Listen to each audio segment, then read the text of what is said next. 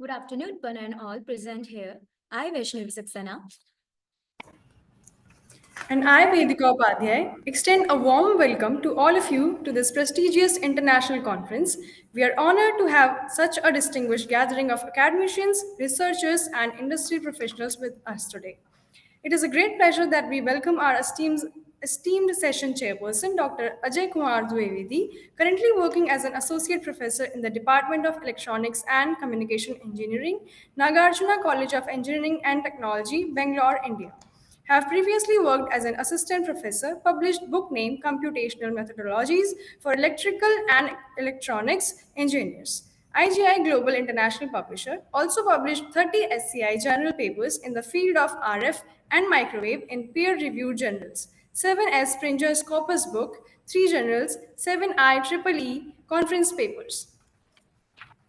Our second session chairperson, Dr. Vimal Bhatt, an alumnus of IIM Ahmedabad, is an associate professor of marketing, Symbiosis Institute of Business Management, Pune. He has a total academic experience of more than 19 years. His teaching interests focus on marketing analytics, marketing research, and application of artificial intelligence in marketing. He currently teaches the core marketing subjects. His research interests focus on customer experience management and customer engagement. He has participated and presented his research ideas in various national and international conferences, including IIM Ahmedabad, IIM Kozhikode, and IIM Indore. He has, to his credit, several journal publications, including several Scopus and ABDC publications, with several in the A star, A, and B categories.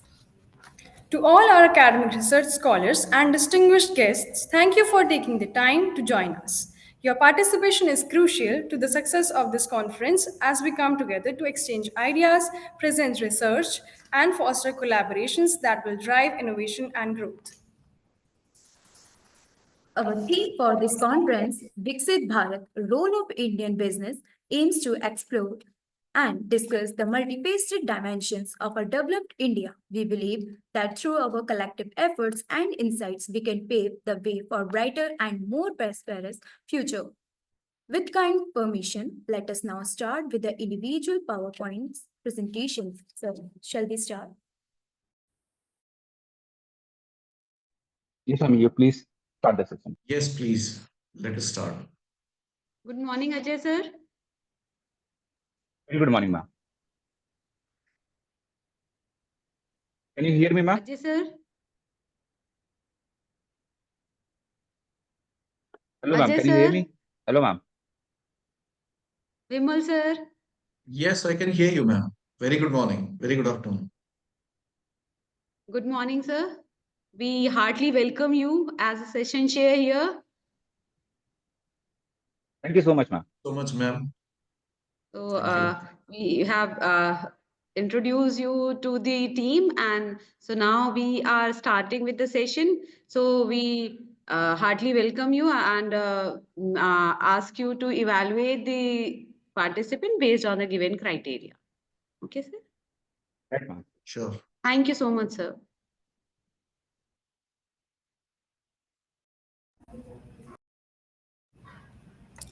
So now starting with the presentations, we have first presentation of Mr. Saurabh Shubham Raz. Are you there, sir? Saurabh Shubham Raz. Our next presenter is Dr. Anuji S. Ganga J. Are you there? Yes.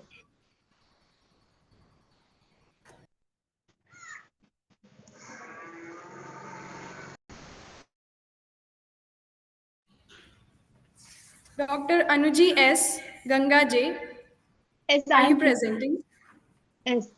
Ma'am, please switch on your camera and share your slide, please. Okay, ma'am.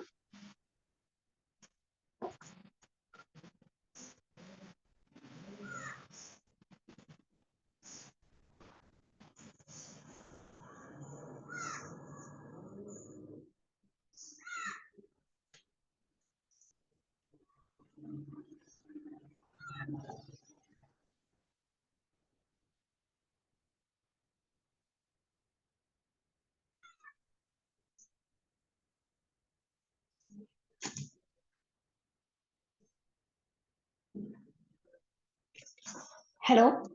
Good afternoon, everyone. Myself, Ganga. I am currently doing my research under the guidance of Dr. Anujias in SN College, Kollam, Kerala. Okay. I want to share the screen.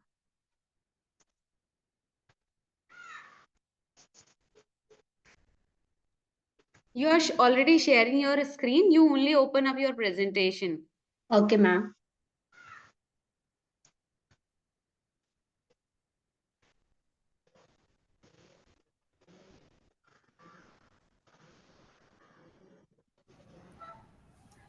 Okay. Excuse me, ma'am. Sorry for interrupting.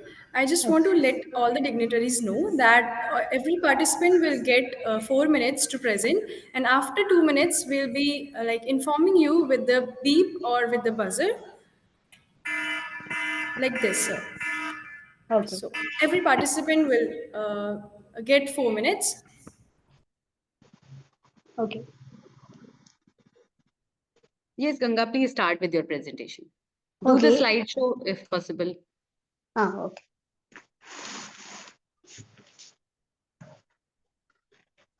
And my topic is artificial intelligence revolutionize customer experience in banking and empirical study. Just start the presentation. As we all know that artificial intelligence has transformed the banking sector, enhancing customer experience and operational efficiency. AI-driven applications have become essential in daily banking operations, from virtual banking to fraud detection. With rising customer expectation, AI enables banks to provide personalized services, automate tasks, and ensure quality output. This study explored AI's role in revolutionizing customers' experience in the banking, focusing on customer satisfaction and preference, AI-driven applications and benefit, challenges and future scope, awareness and knowledge level regarding AI. And the major three objectives of my study consist of: first one, to investigate the impact of artificial intelligence on customer experience in the banking sector. And the second one, to access the level of awareness and understanding of AI-powered banking services among customers. And the third one, to examine the relationship between AI adoption and technical challenges faced by customers. And moving on to my research methodology, here I used quantitative research approach for my data collection by using both primary and secondary data. And the sample size was 50, mainly focused on the customers in Kollam district using convenient sampling technique. And I was used structured questionnaire method for collecting data from the customers. Also for more study, I used academic journals, thesis, and online resources. Here I used both descriptive and inferential analysis for the result. Descriptive statistics like percentage analysis, mean, standard deviation, and variations were used, and inferential statistics like correlation coefficient, t-test, and chi-square were used to find out the result of my study. The major findings of my study includes my first hypothesis is there is no relationship between AI and customer experience, and from the findings it is very clear that there is strong positive correlation between AI tools and customer experience. The collective use of various AI tools can significantly enhance customer satisfaction. A tech-savvy banking environment enrich customer experience, and long-term sustainability of customer is only possible through a tech-savvy background. And the second findings is about the hypothesis to customers' knowledge of AI. From this study, it's very clearly evident that customers have significant knowledge of AI-related operations. Some of the AI applications include contactless payment, biometric authentications are very familiar to customers. Then cryptocurrency, robotic process automation, and chatbot are familiar to customers. and blockchain technology is less familiar to customers. And hypothesis 3, technological uses and AI adoption. And the findings from this hypothesis issue significantly impact customers' AI adoption decision. And the conclusion that for a bank or any institution in this technical world, the main aim is to sustain the customers with high rich or with enriched customer experience with highly technical background. Thank you.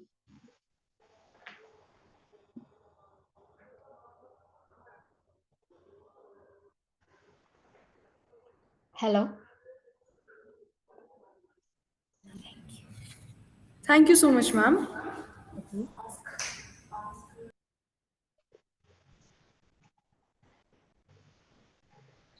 Ajay sir and Vimal sir, if you have any queries, you can ask to the presenter. I just have one query. Have you taken any specific aspect of customer experience, or was it a general customer experience that you have considered? Yeah, I have taken so many customer experience like their. Hello, sir. Hello. Okay, Yes, go ahead. their experience in using the AI tools, time availability, cost saving, then standard of means quality of services banks provided. So many variables I have considered for this study. Sure, sure. All right. Thank you. Okay, thank you, sir. That's it from my side. I only had one question as of now.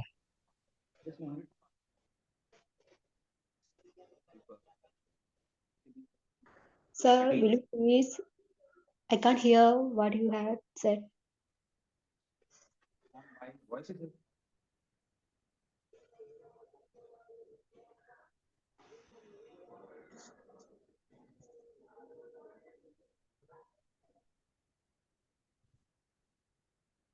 Hello. Hello? Is it audible? Can you hear me? Yes, sir, I can hear you. Right. My question is this: since you have carried out this work, can you tell me like how many like state of the art paper that you have referred, and have you done any comparison over different parameters to show the novelty aspect and how it can be included towards the acceptance of this particular topic? Sir, I can't hear you well. Can you ask me again, once again? Because I think that there is some network issue for me.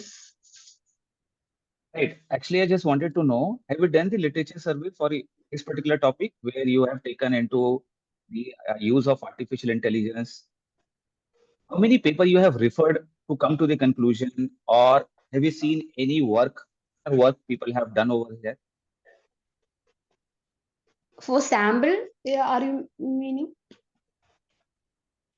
Yeah, you have the findings.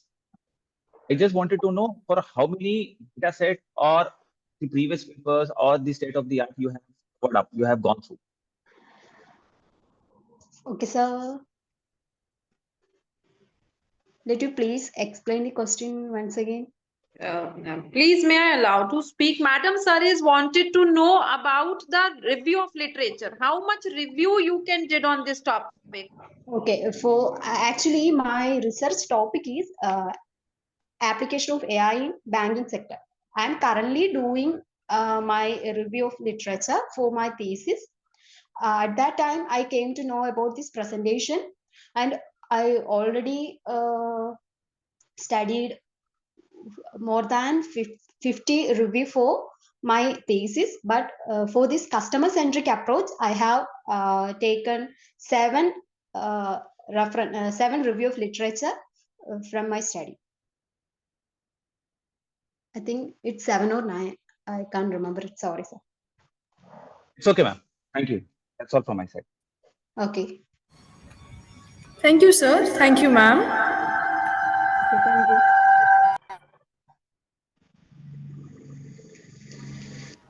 We have our next presenter, Ms. Shweta.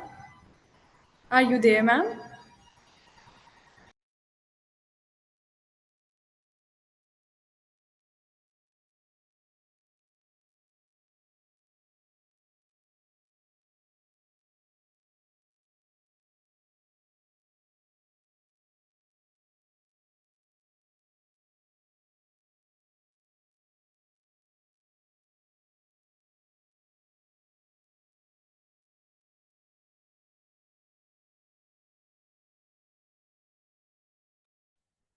Shweta, please start up with your presentation. We can see you here in meeting. Please unmute yourself. You are muted. Please unmute yourself.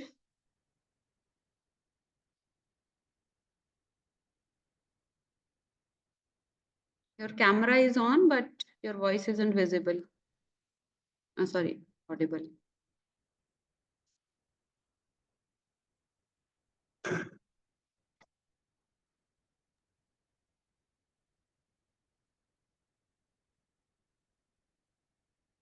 Ma'am, now I'm audible. Yes, yes, yes, yes. Good afternoon, everyone. I'm Shweta from Central University of Haryana. And Please firstly, share your screen. yes, yes.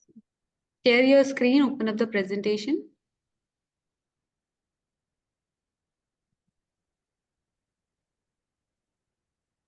Okay. So my topic is feminism in advertising, the role of advertising in shaping consumer behavior.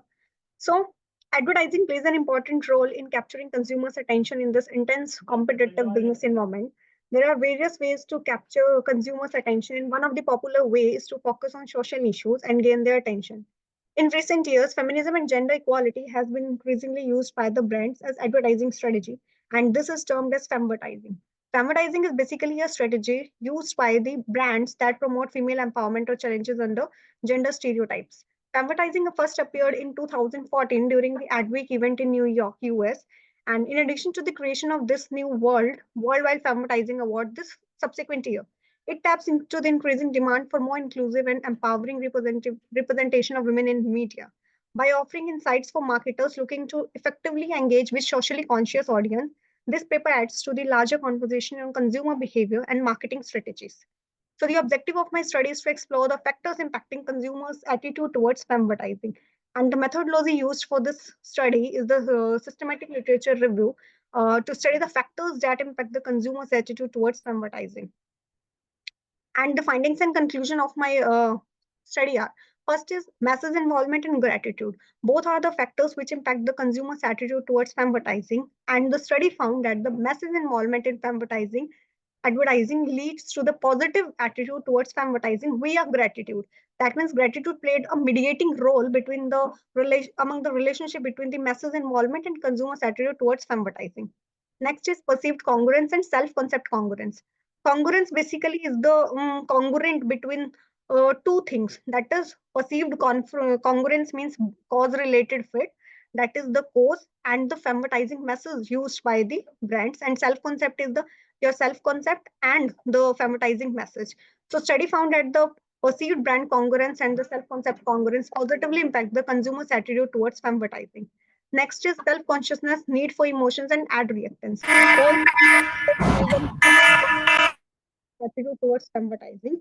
Um, and the significant relationship between the individual respondents' needs, emotion plays an important role and impact the consumer's attitude towards advertising.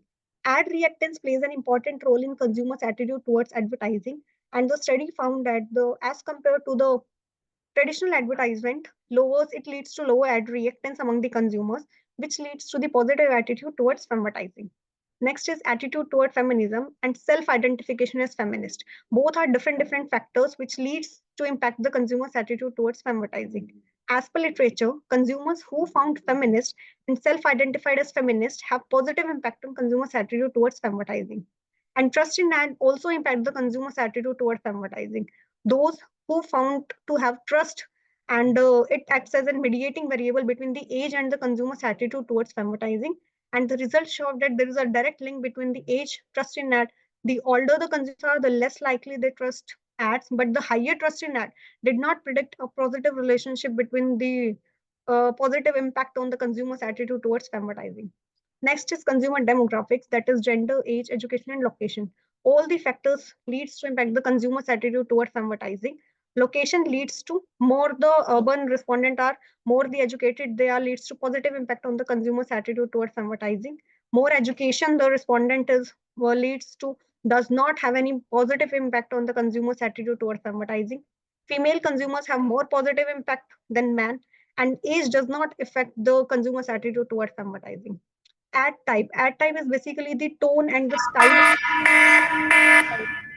So these are the findings and conclusion. These are the factors which leads to impact the consumer's attitude towards advertising.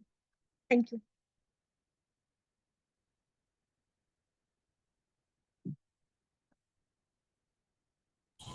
Thank you, ma'am.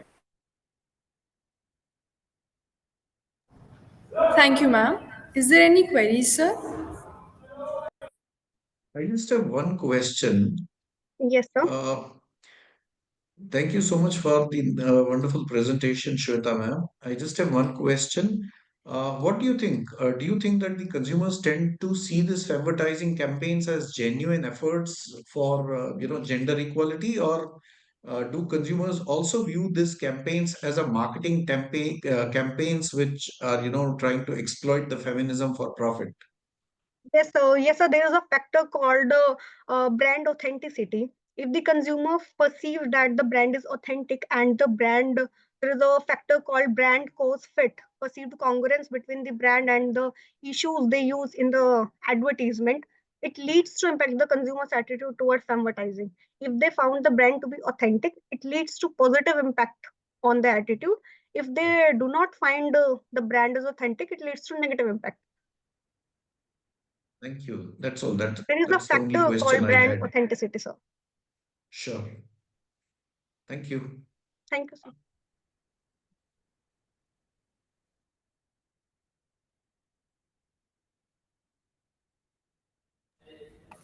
Thank you. Thank you.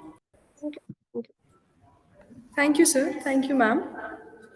We have our next we have our next presenter, Mr. Anand Thakur, Alisha Ansari.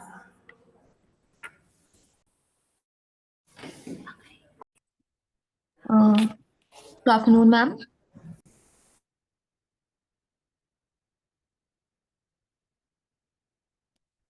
Hello. Please continue, ma'am. Okay, ma'am.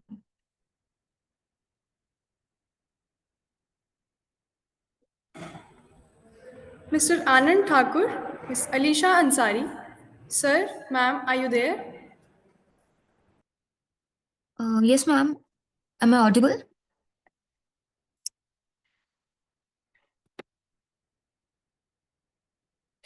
Hello, ma'am. Am I audible? Yes, you are perfectly audible and your slide is also visible. So you can start with your presentation, please. Okay. A very good afternoon. I'm Alisha Ansari. I'm a research scholar in the Department of Financial Administration at the Central University of Punjab. First of all, I would like to express my sincere gratitude to my supervisor, Professor Anand Thakur, sir, and the organizing committee for this wonderful opportunity. I'll be presenting on the title Parasocial Dynamics in the Digital Age, How Influencer Credibility Drives Consumer Behavior. So, influencer marketing is a popular strategy which brands use to reach their target customers, in which the influencers collaborate with the brands and then they attract customers. Research says that influencers have been found to be more effective in persuasion than the conventional celebrity partnerships. Social media influencers, they have emerged as a successful marketing strategy in the digital era in persuading customers. They have a substantial following and they can influence the attitude and behavior of their audiences. And if I talk about the statistics, then the report by Statista says that nearly 50% of the 10 millennial found influencers' recommendations more engaging than the regular advertisements, and influencer recommendations are more trustworthy than the average advertisements. So this is the chart from the Statista, which says that according to a survey conducted in year 2023 in India, says that the 39% of the respondents trusted recommendations by influencers with subject expertise, while 25% trusted recommendations by celebrities and famous personalities. However, the level of trust in recommendations by the community or niche influencers was the lowest. So, this study has three major constructs: parasocial relationship, which is a one sided emotional connection that people form with the media figures without real life interaction with them. Then, the source credibility theory, which has three components: attractiveness, trustworthiness, and expertise. And lastly, we have behavioral intention. Researchers says that the degree to which followers view endorsers as credible, it will affect the behavioral intention. So, after doing the literature review, we have realized that influencer marketing is becoming more powerful in this era. So, it is very important to understand the dynamics, how trust and credibility are built in virtual spaces. So, it has become very essential. So, limited research has explored these concepts and the mechanisms of PSR and role in shaping influencer credibility. So, to fill this gap, the current study aims to achieve these two objectives. First is to explore the influence of parasocial relationship on influencer credibility, and second is to uncover the relationship between influencer credibility and behavioral intention. This is the theoretical model of the study. So, this study employs an exploratory qualitative design to conceptualize the interplay among parasocial relationship, influencer credibility, and behavioral intention. The study's finding indicates that parasocial relationship boost effect of source trustworthiness. It will because parasocial relationship and emotional connection with the influencer, which reinforces the trust and improve the likelihood of positive behavioral intention. The results also showed that followers are more likely to develop parasocial relationship with influencers who they found attractive, trustworthy, and knowledgeable, and who resemble their appearance and personality, ultimately, which will lead to the positive word of mouth and purchase intention. Another finding of the study says that the establishing credibility can be a powerful strategy for attracting customers, making them feel more comfortable paying a premium price for the brand experience. And trustworthy influencers with a stronger parasocial relationship encourage the followers to engage in word of mouth, foster emotional bond, and a sense of reliability among the followers. To conclude, we can say that the study offers valuable insight for marketers. It will guide them to strategically prioritize those influencers who develop trust and who have expertise, as it will enhance consumer engagement and drive positive marketing outcomes. On the other hand, influencers should follow some techniques such as they have to personalize their content for maintaining the engagement of the customers. They have to be transparent with their followers, and it will deepen their parasocial relationship with them, which will ultimately, you can say, boost the brand engagement and brand positive word of mouth among the customers. The present study offers some future insights for the scope of future research, which could. Uh, oh yeah. Future research could expand the study by examining additional outcomes like brand awareness and loyalty, and conducting a cross-cultural assessment using longitudinal study will also be beneficial for for the future researchers. And this study can be analyzed in various sectors such as entertainment, fashion, and tourism to understand how parasocial relationship impact the follower engagement by the industry. So these are some key takeaways. We can say that influencer credibility enhance consumer behavior. Credibility through attitude, trustworthiness, and expertise boost followers' behavioral intention. Parasocial relationship deepen trust, and it will be more beneficial for the influencers if they have the knowledge and subject expertise. Then only they can influence their they can followers. Emotional connection as a marketing strategy.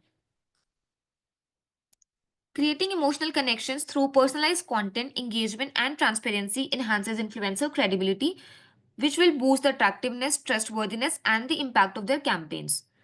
Expertise as a key factor in influencer selection. So it has become very essential for the marketers to select those influencers who are the expert in their industry, who have the subject knowledge, as they will establish trust and drive stronger consumer engagement. Last but not the least, the role of influencer marketing agencies is agencies should focus on credible influencers with a strong parasocial relationship as they drive consumer actions and enhance the success and reach of brand campaigns. Thank you.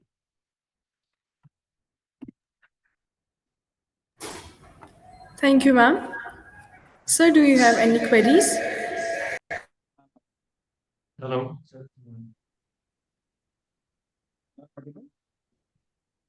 Hello. Can you hear me? Yes, sir.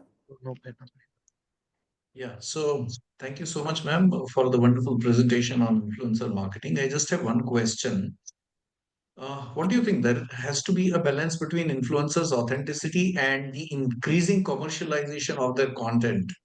Do you think that influencers need to balance between these two? And what does your research guide you towards this issue? Yes, sir. Sir, can I please? Hello. Yeah, बोलिए जी. So can you please repeat the question? Yeah, my question is, see, influencers authenticity, and on the other hand, there could be increasing commercialization because the commercialization is how influencers earn money by sharing their content. But if there is too much of commercialization, that might lead to deterioration of influencers' authenticity in the view of their subscribers, right? So, how does your research inform this issue? Yes, sir. Sir, as far as I have explored the literature, it says that definitely influencer has some authenticity, and of course they are being commercialized, but to some extent they can influence the customers. If the customer says that the post which our influencer is posting on social media, if they see that the content is sponsored, then they are less likely to be influenced by that post. They will think that the post is sponsored and the influencer is not sharing their personal recommendation. But on the other hand, if influencer is sharing their experience without the sponsoring part, then that will those kind of posts will have a most positive impact on the customers.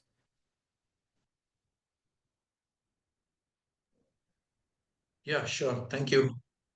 Thank you very much, sir. Adil sir, do you have any query? Yes, ma'am. Can you hear me? Yes, sir. Right.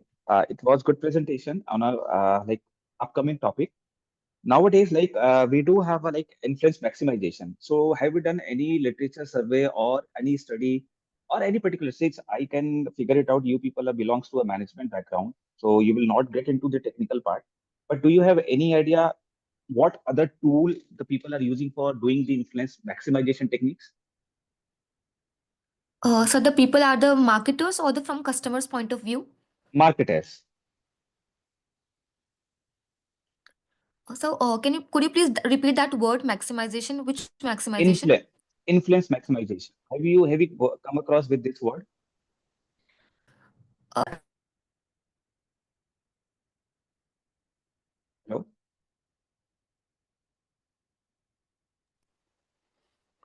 am I audible, sir?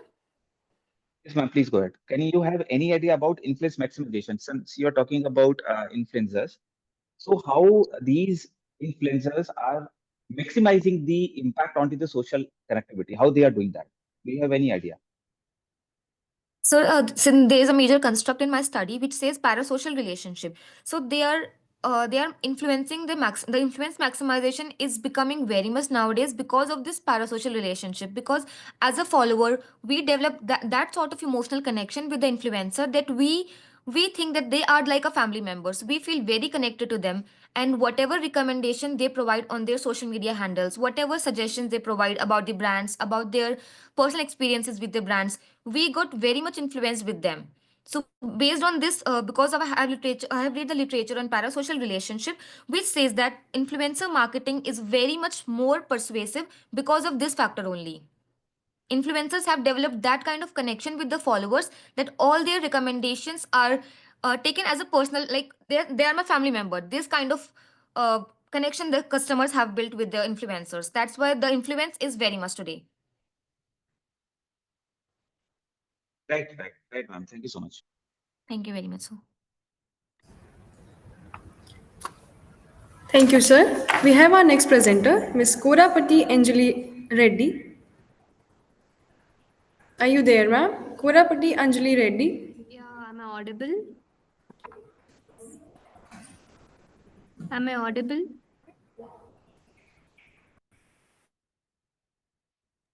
Yes, you are audible. Please continue with your presentation.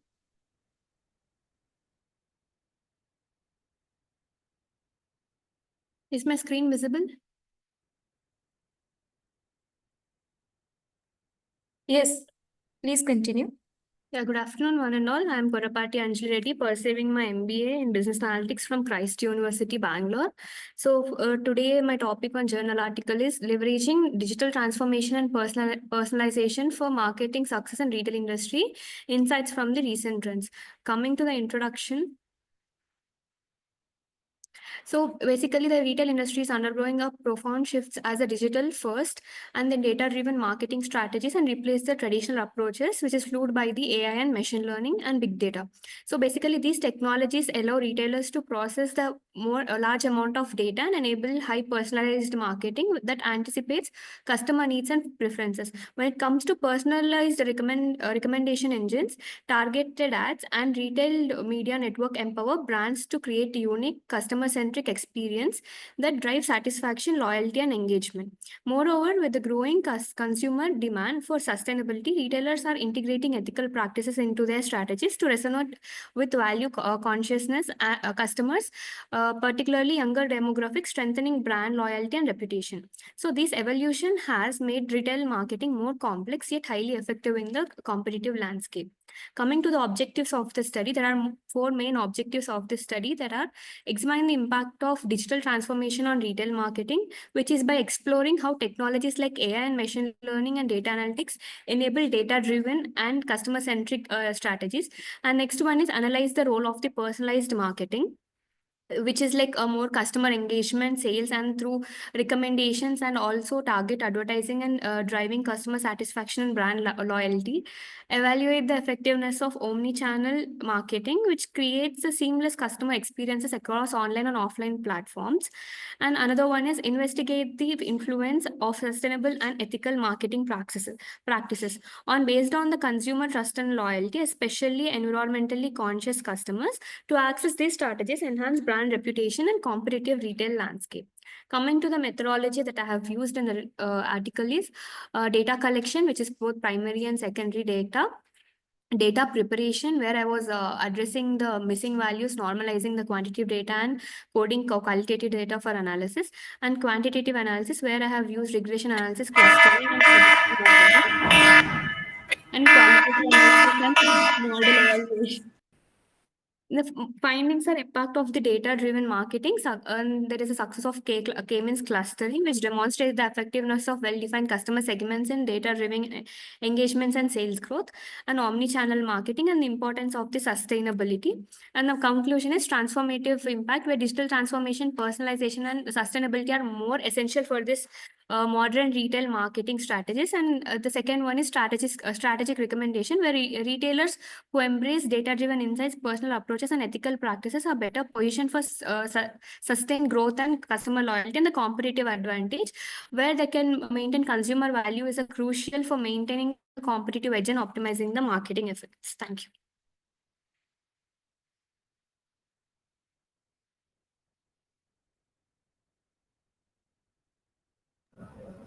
Thank you, ma'am. Sir, do you have any queries? I have one simple question. First of all, thank you so much for this wonderful presentation. What do you think? What are the some of the main challenges that maybe retailers would face when implementing digital transformation strategies for personalization, maybe?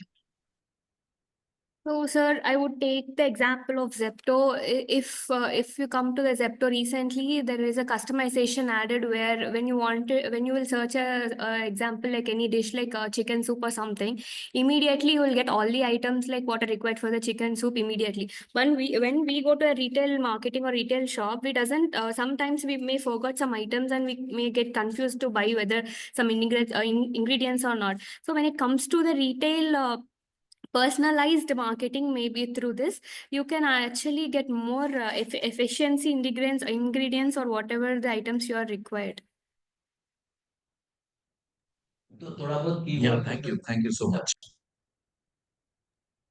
Thank you, sir. Ajay, sir, do you have any query? Please ask. No queries. Thank you so much.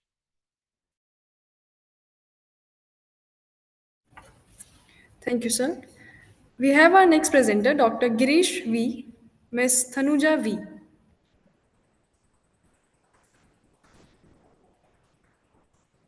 We have our presenters, Dr. Girish V, Ms. Tanuja V. Sir, ma'am, are you there?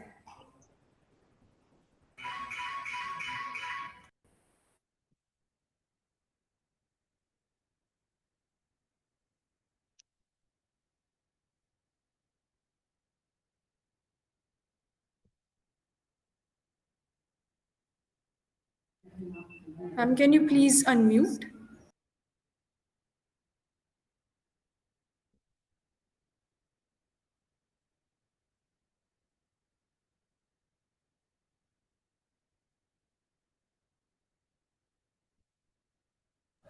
Ma'am, you are not audible. Can you please unmute?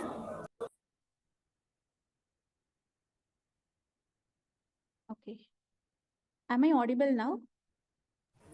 Yes, ma'am, you are audible. Please continue. Yes. Thank you so much, ma'am. A very good afternoon to everyone. I'm Tanuja, working as an assistant professor in Soundara Institute of Management and Science. And I'm excited to present this research paper in collaboration with Dr. Girish Me, assistant professor from PES Degree College. Our topic is how the CSR helps to build customer loyalty and brand strength in Karnataka automobile industry. So this topic highlights how CSR and corporate social responsibility can be used as a tool not only for societal benefit, but also to build trust and loyalty among customers. First, let me go through the introduction.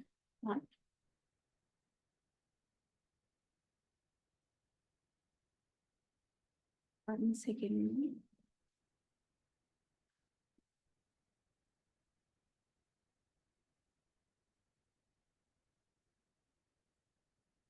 Once again, I'm not able to move the slide.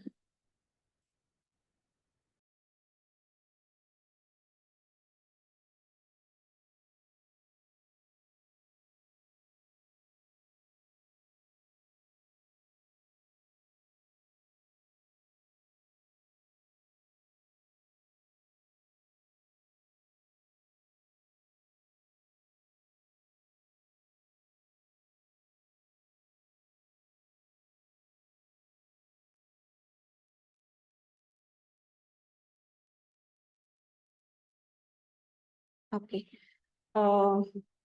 Corporate social responsibility has grown from being just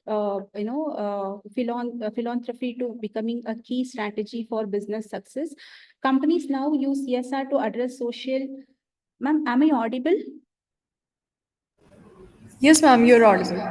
Yes, thank you so much. So companies now use CSR to address social and environmental concern, which also helps them to gain competitive edge. So in automobile sector, CSR is especially important because this industry has significant environmental impact. CSR activities allow these companies to, increase their reputation, build their customer loyalty, and remain competitive. Our research focuses on the CSR practices of automobile industries in Karnataka and how this initiative influence customer loyalty and brand positioning. Our objectives of the study are like this. Our study had mainly three objectives.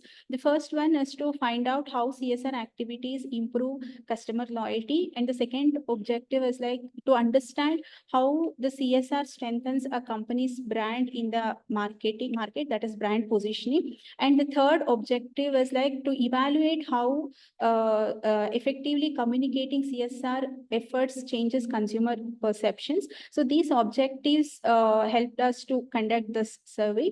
And the methodology, we have used these methodologies. We surveyed about 164 customers from 5 major automobile companies in Karnataka. And through structured questionnaires, we gathered their thoughts on CSR and its influence on their buying decisions. We use statistical tools to analyze the data, and these are our findings. The first finding is customer loyalty. That is, CSR activities increases customer loyalty, customers trust, and concept more with the brands that take social responsibility seriously. And the second major finding is that brand positioning. That is, CSR makes brand more appealing and trustworthy, helping them to understand where they are in the current market. And the third finding is CSR communication, that is clear communication about CSR activities that build trust and positively influences on the buying behavior or buying decisions. So interestingly, we found that the customers particularly value CSR efforts relating to environmental sustainability. Finally, I'd like to conclude with CSR is not just a good deed. It is a powerful business tool to build trust, to build loyalty, and to create a strong brand. And it also clear communication of CSR initiatives is crucial in engaging the customer. So that is very, very important, because each customer should know what is CSR activity and all. And the third one is that is environmental sustainability. So focusing more on the sustainability, CSR has a most positive response from the customer. So from the customer. And this study shows how CSR benefit both business and the society. So thank you. Thank you for your attention. That's all.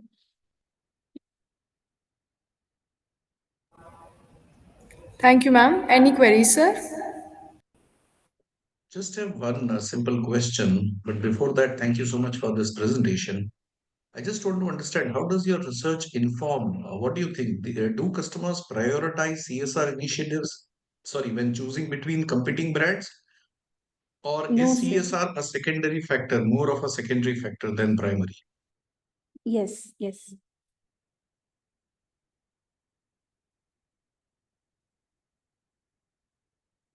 Hello. Were you able to hear what question did I ask? Hello. Sir, can you repeat? Yeah, what I'm asking is, what do you think? Do customers consider CSR as a primary tool before selecting the competing brands, or is it a secondary factor It's a for secondary factor. customers? Secondary factor, because customers, many of the customers doesn't know about the CSR activities, what they are doing. So it's not the primary one, I feel. All right. Okay. Thank you. Thank you. Thank you so much. Thank you, sir. Thank you. Ajay sir, do you have any question, any query? This presentation, no question from myself. Okay, thank you, sir. Thank you, ma'am. Thank you, sir. Thank you, sir. Thank you, ma'am. We have our next presenter, Dr. Bindia, Dr. Kishore John. Conference. Dr. Bindia, Dr. Kishore John. Sir, ma'am, are you there? Yes, ma'am. Let me to share the screen.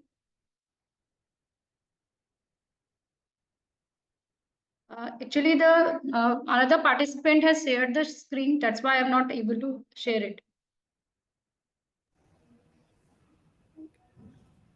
Miss Tanuja V, can you please stop sharing the screen?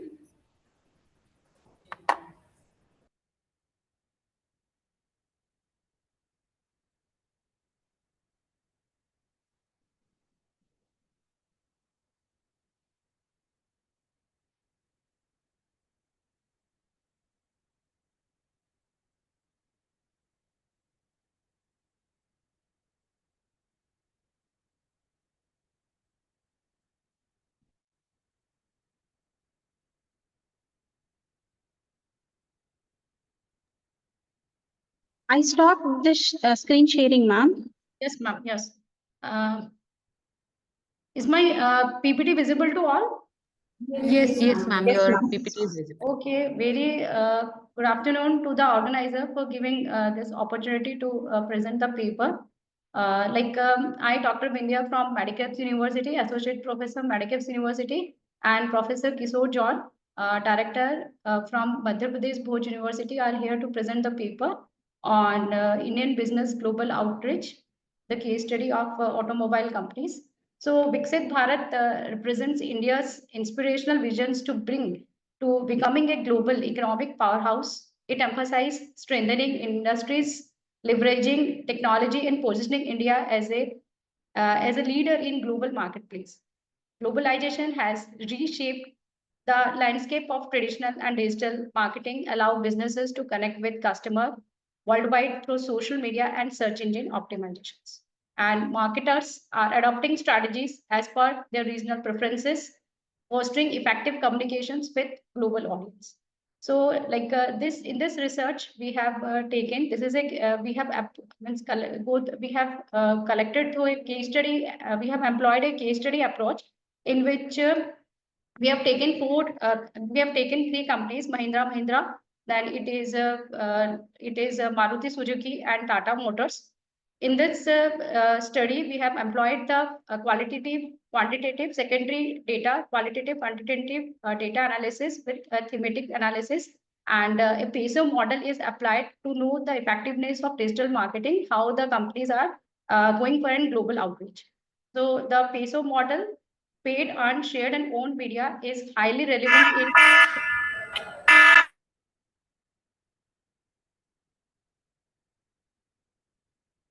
the PESO model, paid, earned, shared, and owned media, is highly relevant in digital marketing as it provides comprehensive digital marketing provides framework to integrate and balance various channels in marketing objectives. So my research focus is to investigate how Indian automobile companies can enhance global outreach using digital marketing. So, like in order to examine these things, I have taken two research tools, SpyFu and SimilarWeb. These two tools are competitive like intelligence tool to positions industry leaders. SpyFu, it analyzes the paid search strategies, ad performance in competitions, and SimilarWeb, it access web traffics, demographics, and customer engagement. So, the qualitative analysis PESO model, paid media, Mahindra and media, they are using the traditional medias, TV and print media, social media, and mobile apps. Similarly, Maruti Suzuki, they are also like taking their brand awareness through social media campaigns, educational content, and celebrity influencers. Tata Motors, they are also reaching to the social media ads through PPC, advertisements, email campaigns, and the content which are uploaded on their blogs, videos. Similarly, earned media, Mahindra and Mahindra, Mahindra Media is earning the customer awareness through social media engagement, agriculture content, and influencer collaborations. Maruti Suzuki, they are getting various social stories for educational content and celebrity partnerships. So these are the social media presence in Indian automobile industries. Mahindra, it boosts with Facebook followers, 9,26,000. Similarly, Maruti Suzuki also boosts with Instagram followers in Arena, and Twitter's YouTube subscriber and average engagement rates. So the discussion of my study is that all the three automobile Indian companies, they are getting the good, they are investing good budgets in these TV digital media strategies, and with this they had received various good amount of sales drives and customer engagement, and millions of customers are digitally presenting on their different blogs website. They are using the celebrity endorsement. So all these efforts are taken by them has aligned their sustainability focus towards VIKSIT Bharat. And my recommendations was we have to increase the digital effort in online sales and community campaigns. So these are the financial implications. Automotive companies should prioritize a mobile-first approach for targeting customer effectively, and leveraging influencer and promoting sustainable practices can boost brand retentions. Combining paid media and organic strategies lead to high customer engagements. Theoretical implications, since the PESO model, it is coined by Madam Gini Detrich, and they have elaborated it in her book also in 2014. So this study enriches automobile motive marketing theory by demonstrating the PSO model. And sustainability and creativity are essential themes in modern automotive marketing companies. So the limitation of the study was that some economic conditions was not considered, and there was also we have not discussed, we have not come with the online video quality of the this secondary data. This was the limitations. The future research is that exploring the impact of sustainability of brand loyalty. Yes. Yeah, anything, ma'am? Say that you are exceeding your limit allotted. So please try concluding. Okay, I'm concluding. This study emphasized the need for adaptable tech-driven strategies by which these automobile companies can align with VIKSIT Bharat vision of 2024. Thank you all.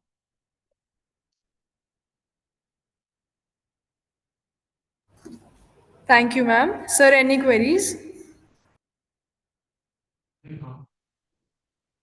No queries. Thank you. From my side, no questions. Okay. No queries from my side also. Okay, thanks, sir. Thank you, ma'am. So we have our next presenter, S. Yuvasri. So are you there? S. Yuvasri.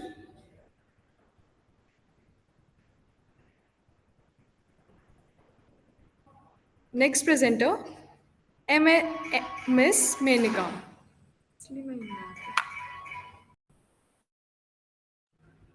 Miss Menika. Ma'am, are you there?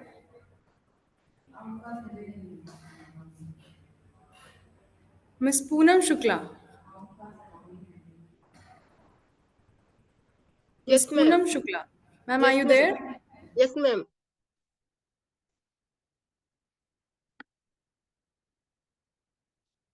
Am I audible, ma'am?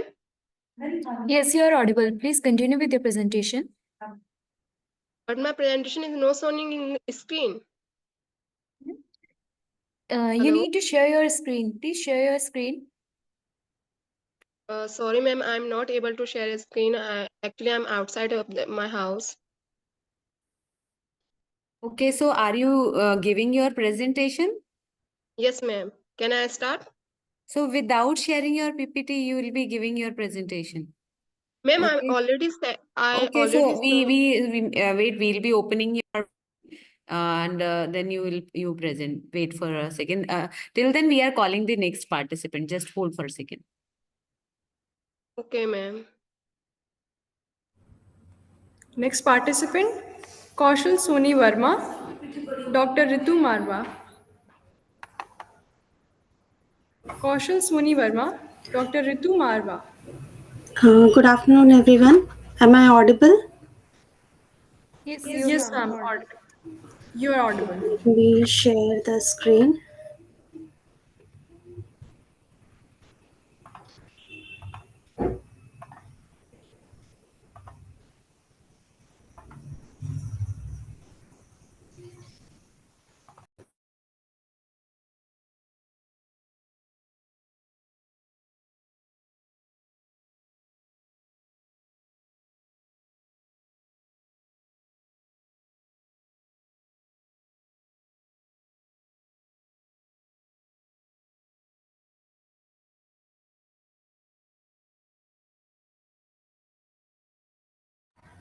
Ma'am, can you please begin with the presentation?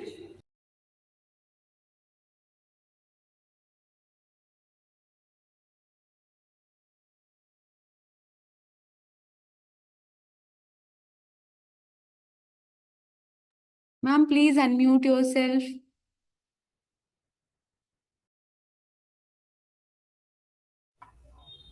Am I audible? Yes, ma'am, you are audible and your screen is visible too. So please start with your presentation. Okay. My topic is exploring the trends and challenges of new e-marketplaces on women's buying behavior in the context of VIKSIT Bharat, and the collaboration with Dr. Ritu Marwa from Government TP Girls PG Autonomous College, Raipur.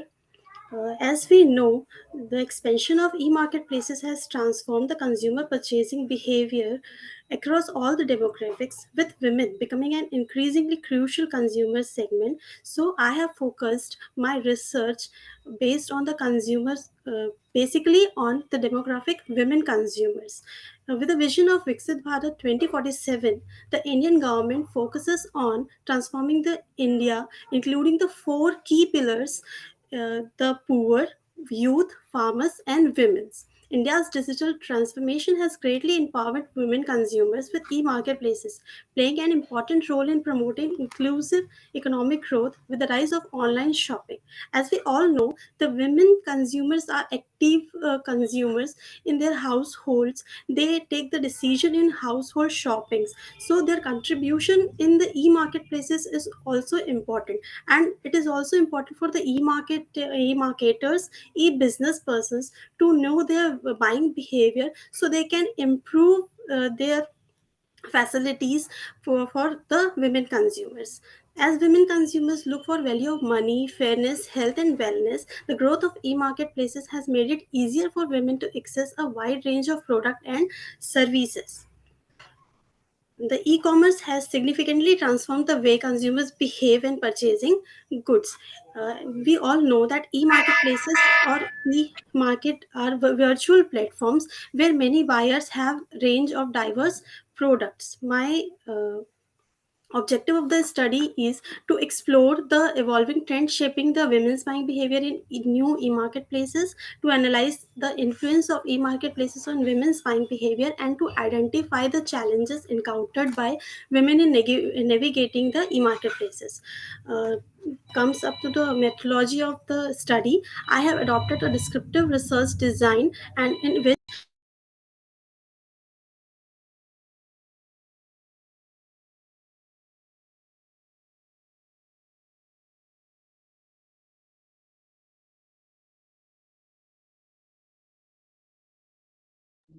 कर दिया।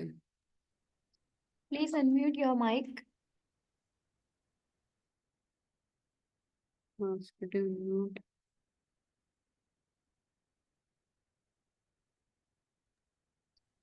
Excuse me, your voice is not audible. Please unmute your mic.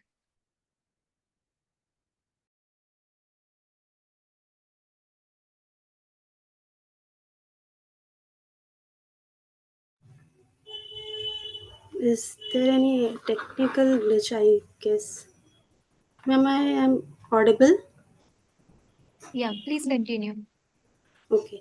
The rise in usage of mobile apps, social media, digital payment platforms, and e-marketplaces have significantly influenced women's buying behavior in India, offering both opportunities and challenges. In opportunities, we look forward for the technological adaptation like social commerce, niche e-platforms, localized delivery services, payment innovations, etc. These are the evolving trends shaping women's buying behavior in e-marketplaces. We have already discovered in the extensive literature review that convenience, easy accessibility, social media impact, and product variety, etc., are empowering the women using the digital platforms for shopping in e-marketplaces. There are also some challenges the women are facing, that is the digital literacy, safety, and security concern, uh, those which are restricted the women's, and the women's are not fully utilizing the e-marketplaces. So the e-marketers need to design or customize the e-marketplaces so such way that women's in all the demographic in all the areas choose their product in very conveniently, and they also have the security concerns. So e-marketplaces design the softwares or their apps in such a way that there will be no any security concern which will be faced by the women consumers. Thank you. Thank you, ma'am. Sir, do you have any query? Please ask. What are the patterns used in this women's market basket analysis? Have you any found any patterns? Sorry sir, your voice is not clearly audible. Can you please repeat the question? Any of the patterns you have found in the market basket analysis, like as you mentioned, is will be useful for women, right? So what kind of patterns have you found? So patterns like women's are not continuously shopping from one particular platform. They are using many or various platforms, and we have also saw that there is lack of brand loyalty among women regarding the e-platforms. They need to cater the women in focusing where women can do the shopping also, and they can be a loyal customer regarding any brands. So there is not a similar pattern in e-marketplaces regarding the women's consumer behavior. There is changes in their patterns. Okay, thank you. Thank you, sir.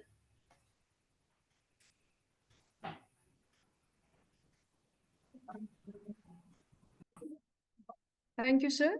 Ajay, sir, do you have any queries? Sir already asked. No, I don't have any question to ask. Thank you.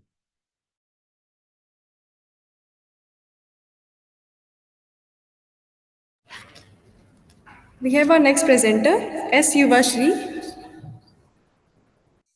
Good afternoon, everyone. Ma'am, can you hear me, ma'am? Yes, you are audible. Please share your screen and start with your presentation. Yes. तुमने क्या sir बोला था?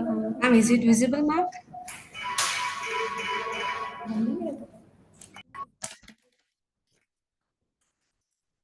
Ma'am? Yes, ma'am, it is The visible screen and is audible both. okay. Thank you. Good afternoon, everyone. I'm Yuvashri, full-time PhD research scholar, Department of Commerce, School of Social Science and Languages, Vellore Institute of Technology, Vellore.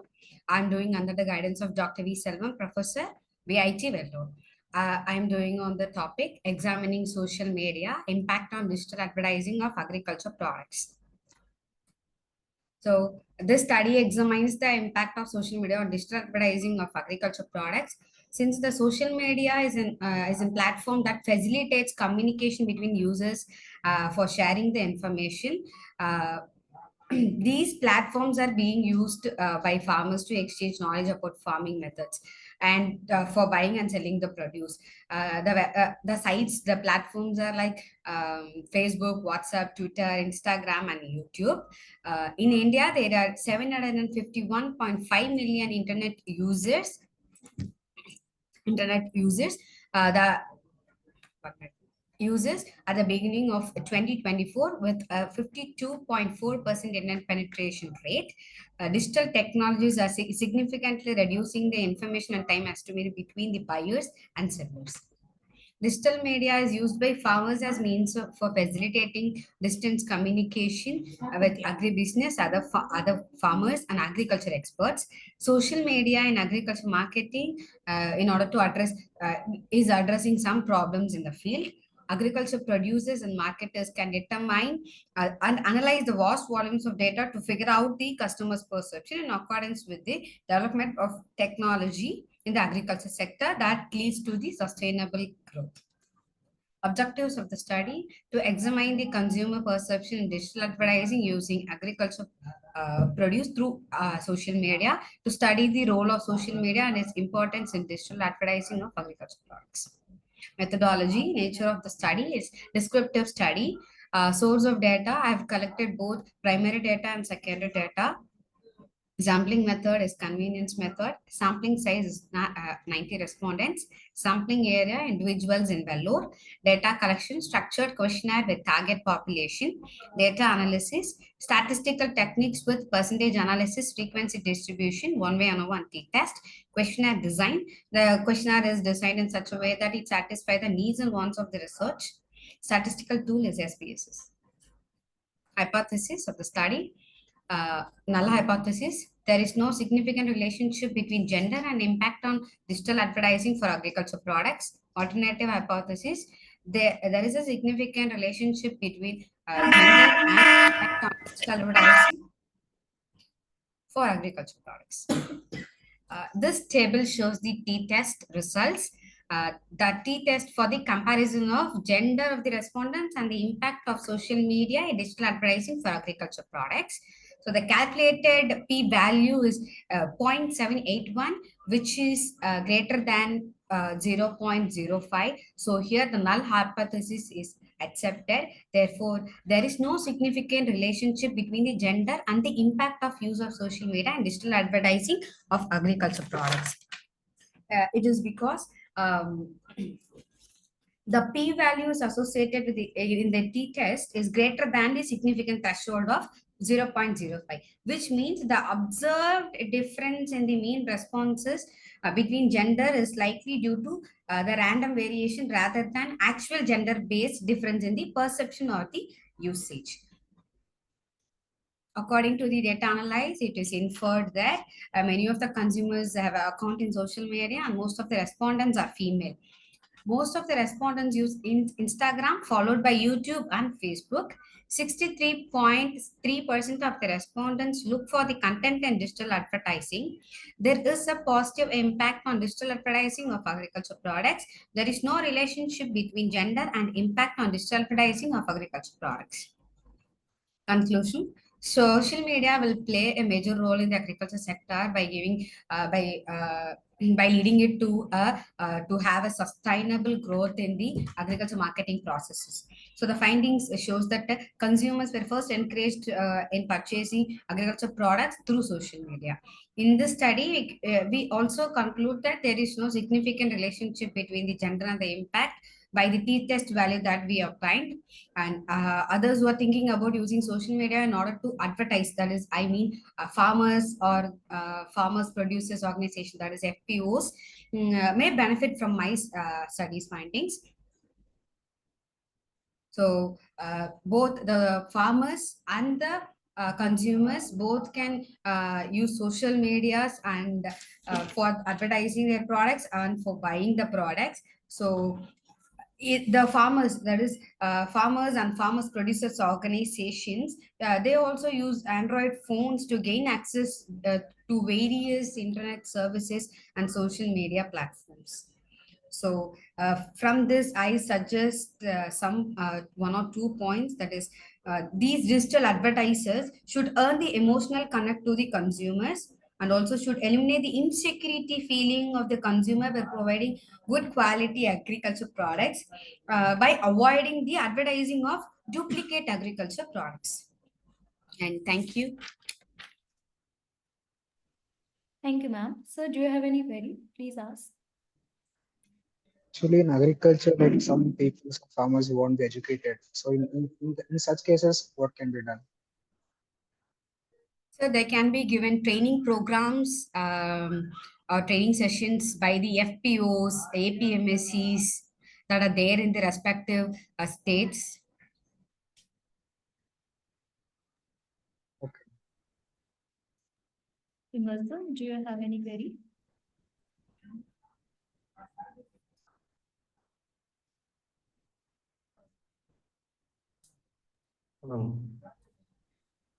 Okay, thank you, sir. Next presenter is Miss Menika.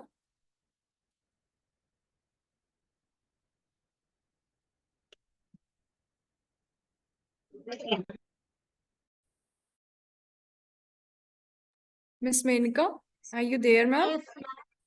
Yes, ma'am.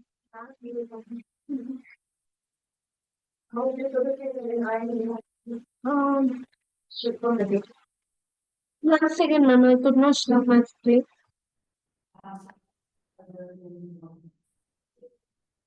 Yes, Shri, can you please stop sharing your screen?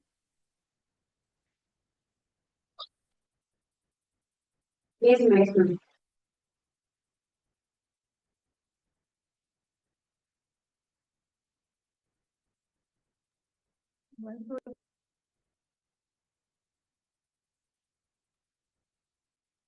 Menika, ma'am, can you please begin with the presentation and please share your screen?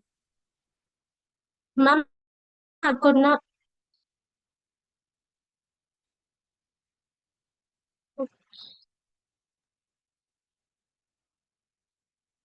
One second. Ma'am, please try sharing your screen. You'll see green color symbol there on your screen as share.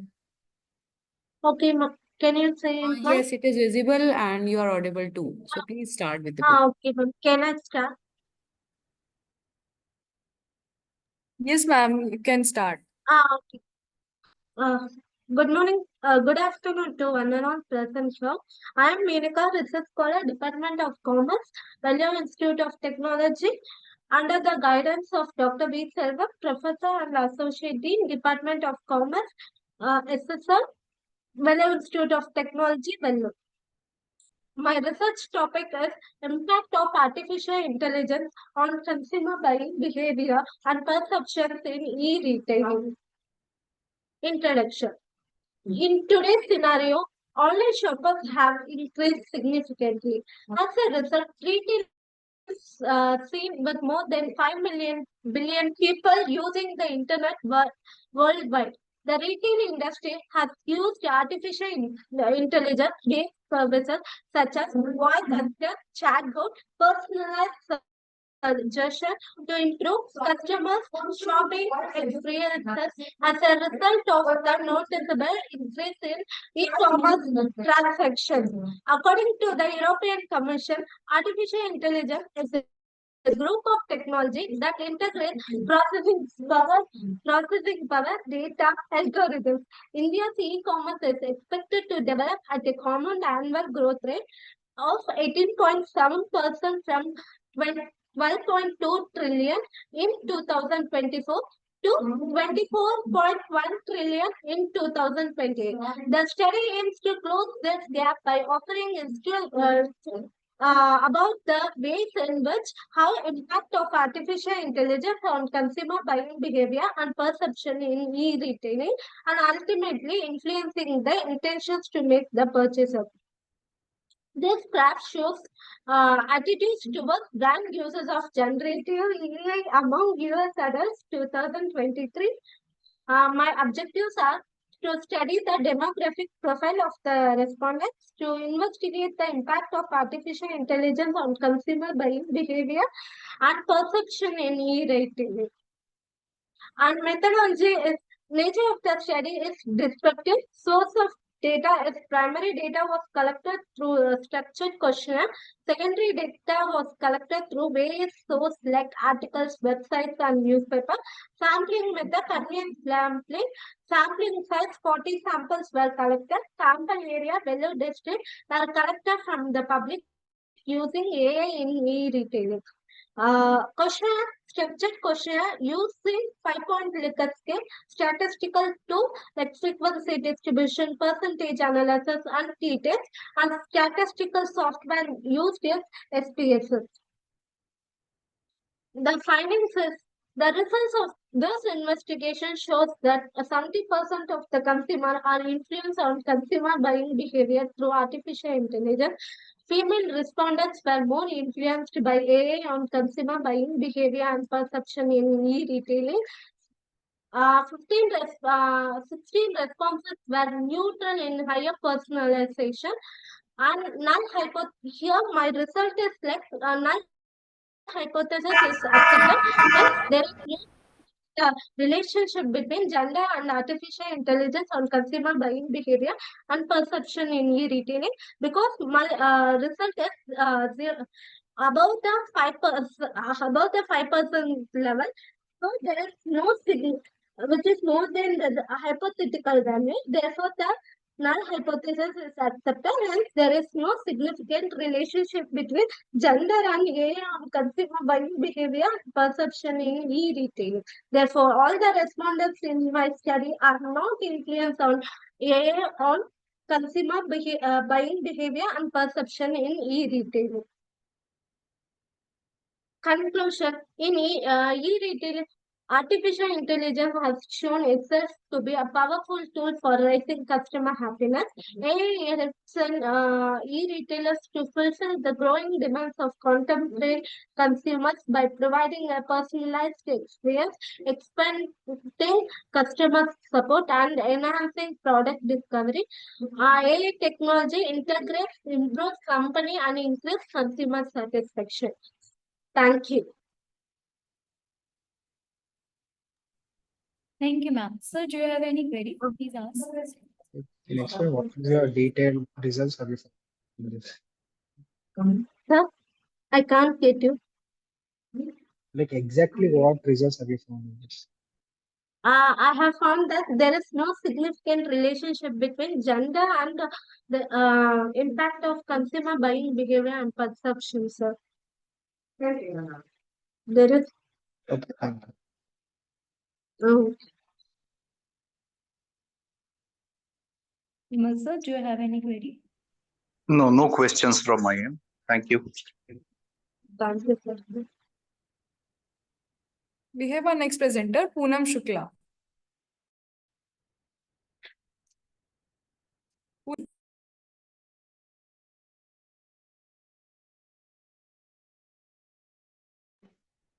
Yes, ma'am.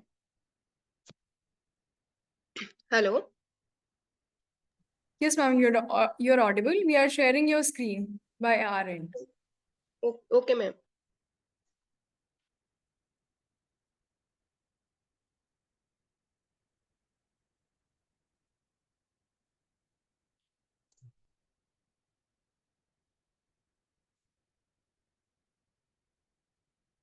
Can I start, ma'am?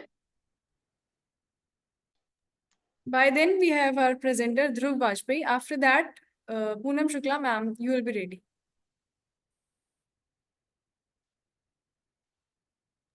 Dhruv Vajpayee.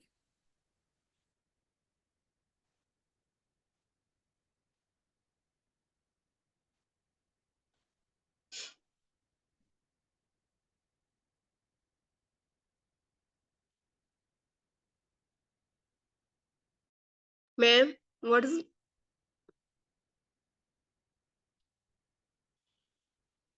Ma'am, can I start? Here is Poonam Shukla. Yes, ma'am, you can begin with the presentation. Ma'am, but this is not my presentation.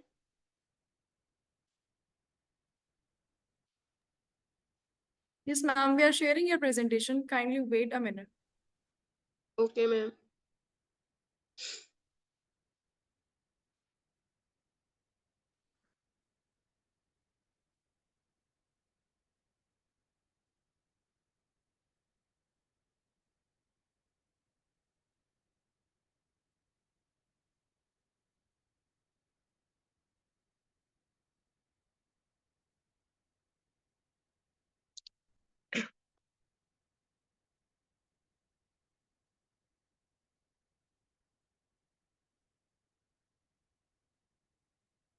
Is it visible to you, ma'am? No, ma'am, this is not my presentation. My presentation is to finding consumer trust in the brand, including reputation, predictability, and competence.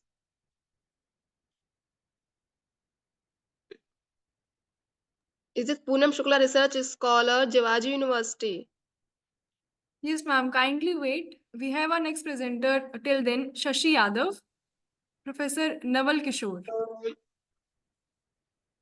Shashi Yadav, Professor Naval Kishore. Ma'am, continue with the QE.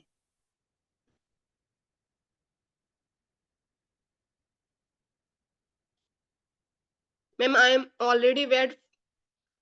Hello.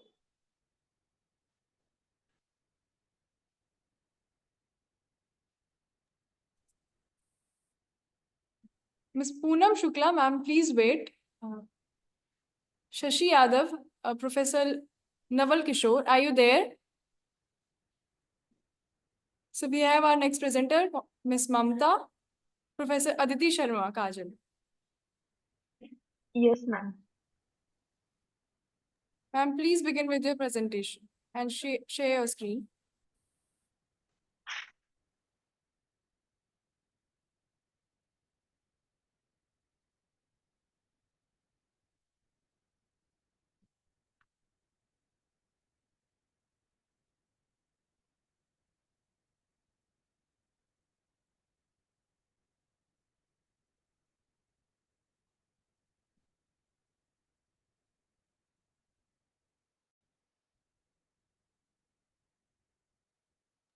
Ma'am, please Am I audible? unmute and please. Yes, ma'am, you're audible. You can begin. Good afternoon, everyone. My name is Mamta, research scholar at Indira Gandhi University, Mirpur, Rewari, and the title of my paper is E-commerce Boom: Analyzing the Factors Driving Demand for New E-Platforms.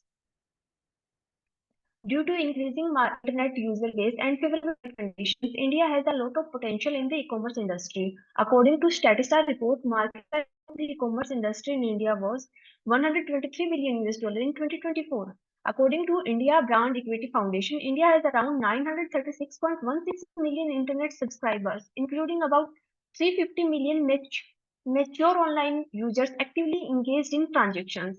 As the number of internet subscribers and the market value of the e-commerce industry is rising, the demand for new e-platforms is also growing. The main objective of this paper is to identify the factors that influence the demand for new e-commerce platforms and also the challenges faced by new platforms when they enter in the online industry.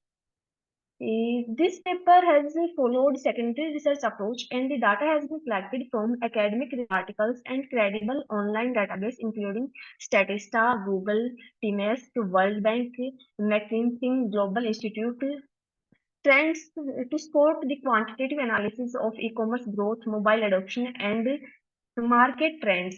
Descriptive analysis has been done.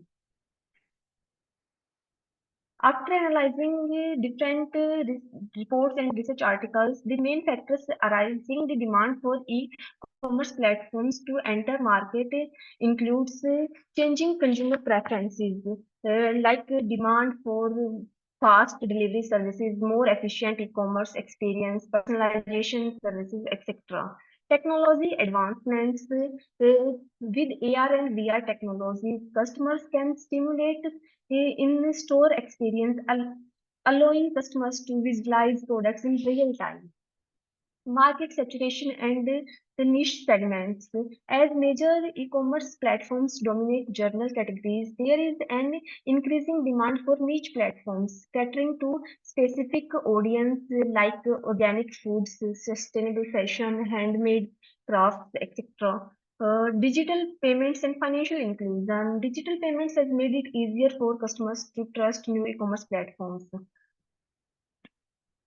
And government policies and initiatives like Startup India, Digital India, etc. also makes the practice drive new platforms to enter the market and offer improved services to online customers. With this practice, there are some also challenges which are faced by new platforms when they enter in the market, like a highly competitive market, acquiring new customer costly, data privacy and cyber security remains key concerns.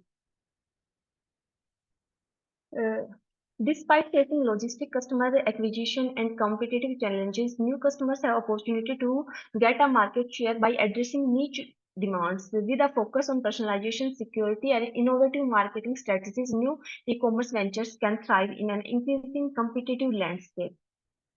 Thank you. Thank you, ma'am. Sir, do you have any query?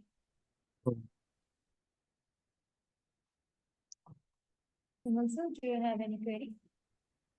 I just want one thing to be understood that what do you think? Are there any specific particular product categories where you have witnessed the effect to be stronger or weaker? If you can just elaborate. Sorry, sir, I can't understand.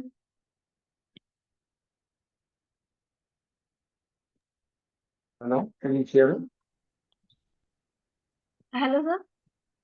Yeah, can you hear me?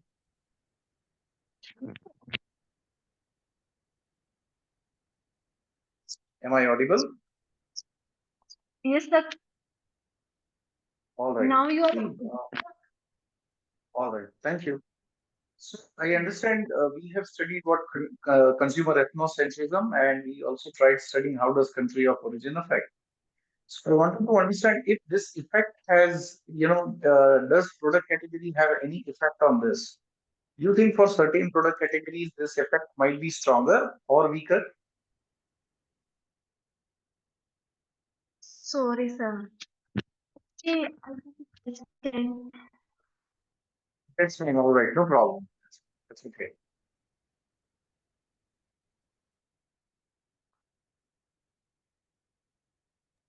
So we have our next presenter, Poonam Shukla. Yes, ma'am. Ma'am, please share my screen. Yes, we are sharing your screen. Please be ready. Okay. Ma'am, this is Sashi Yadav.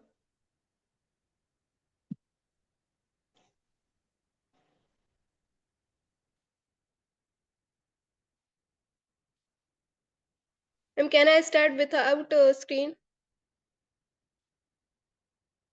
Ma'am, just 1 minute. I'm sharing your screen. Okay.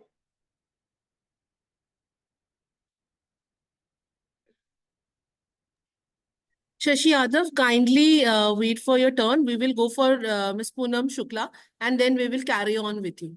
Thank you so much.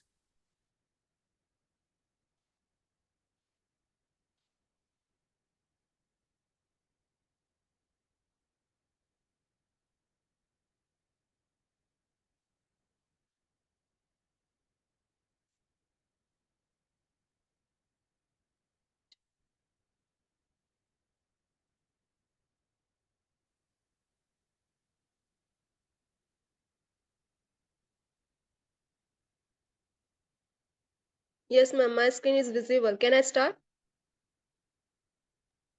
Yes, please start.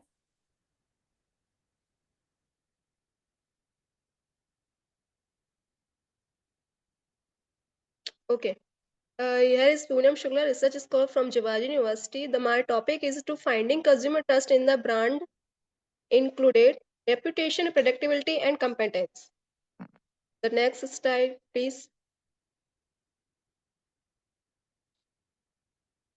Introduction. It is name, trademark, logo, and symbol. To right to use brand for a seller is granted.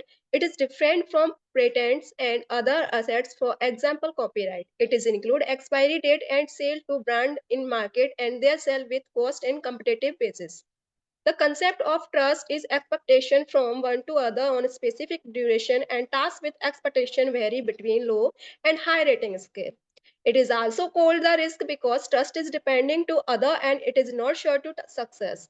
There will be low rate or high rate scale. Trust is based on ending of your work of result. A positive or high ending result enhance and motivate, as well as negative or low ending result on other hand work or trust to drop to other person. The objective of the study, the next slide. Please move the next slide. Okay. Brand reputation is positively related to the consumer trust in the brand. Brand competence is positively related to the consumer trust in the brand, and brand predictability is positively related to the consumer trust in the brand. Next slide, please. This is methodology. Methodology is used from the population was consumer of New Delhi and Meerut. 250 questionnaire sample size, area of work as like a shopping mall, market, and different shop. The gender, age, and qualification are included in methodology. The study on brand reputation, brand competence, and brand predictability with the consumer trust. The next slide, please. Finding and conclusion. The brand reputation means extended aviation and alpha. This is shown in the table. I have no time to describe the all table. Please next slide. The finding is in the screen. R square and F statics on so in table. Please the last slide. So conclusion. The result of this research study are relationship of brand characteristics, brand reputation, brand competence, and brand predictability. With consumer trust in the brand, brand reputation, predictability, and its competency are the factors which affect consumer trust in brand. Brand must build consumer trust to improve their image in market. So brand must hold good quality to satisfy the consumer needs. Thank you, ma'am. Thank you, ma'am. Sir, do you have any query? Please ask.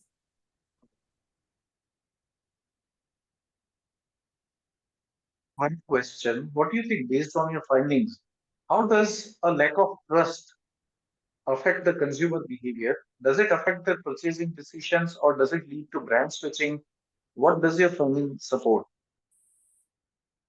Sir, I'm unable to understand your question. Can you repeat the question? My question is, based on your findings, what do you think? How does the lack of trust affect the consumer behavior? The Does it trust lead to fact, okay. So the trust factor of the customer is like that. Most people think that the brand is not genuine, but in the marketing is so the brand is genuine. So I think the trust is most powerful factor for the affecting of any product. all right? Okay, Thank you. thank you, sir. Sir, do you have any query?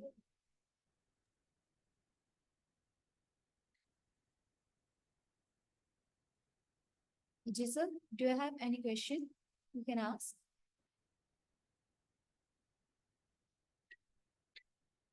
Okay, so now we are continuing our conference. Our next presenter is Shashi Yadav. Please begin your presentation.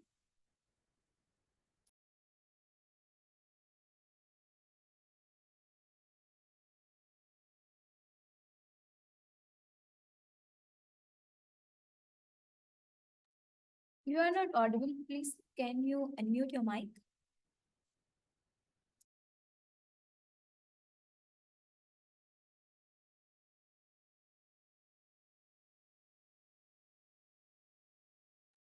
Shashi Yadav, kindly start your presentation.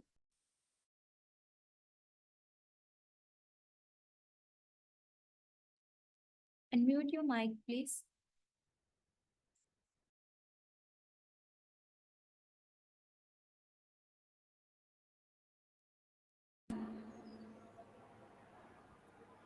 Hello. Yeah, please continue. Now you are audible. Thank you. So, a very good afternoon to everyone who is present in the meeting. I am Sashi Yadav, a full-time scholar of IGNU, along with Professor Naval Kishore, a professor at IGNU, will be presenting on the topic, the role of consumer ethnocentrism in the country of origin influence on purchase intention, a moderated mediation analysis. So why there is a need to study on country of origin, why there is a lot of debate going on the country of origin. See, when we talk about the products, then we think of many products at a time. So in the era of global integration and interdependence, the nations with cannot think of without any imported products. So therefore it has become very much important, or it has become very essential to know the factors that influence a consumer's choice towards any product. Because if we see, choosing a product has become a quite difficult process, because we have not many options to choose from. So one such option that helps us to choose between a product is country of origin. So country of origin is basically, as the name suggests, it's basically the origin country from where product come from. But nowadays we have lot many things going on under country of origin. Production is happening somewhere else and designing is happening somewhere else. So considering all those different dimensions, at present country of origin is the country of design, or you can say it's a country where the headquarters is situated. Now that is one aspect, country of origin. Next is consumer ethnocentrism. What is it? It is basically the ethnocentric beliefs, the national beliefs, the patriotic beliefs that consumer has towards the objects of their own country, the preference that they show towards their own country. And no doubt that consumer ethnocentrism moderates the country of origin influence, because both moves in opposite direction. So despite a number of research that is already done on country of origin, the mediated moderated technique has not been studied that much, and this leads to an essential gap that needs to be fulfilled. So this my study. With these objectives, I'm trying to fill that gap. The objectives are to analyze the impact of country of origin on attitude and purchase intention. Second, to analyze the mediating influence of consumers' attitude that plays a role in between country of origin and purchase intention. And last, to analyze the moderating influence of CE on the indirect influence of country of origin on the purchase intention that is going via attitude. So coming to the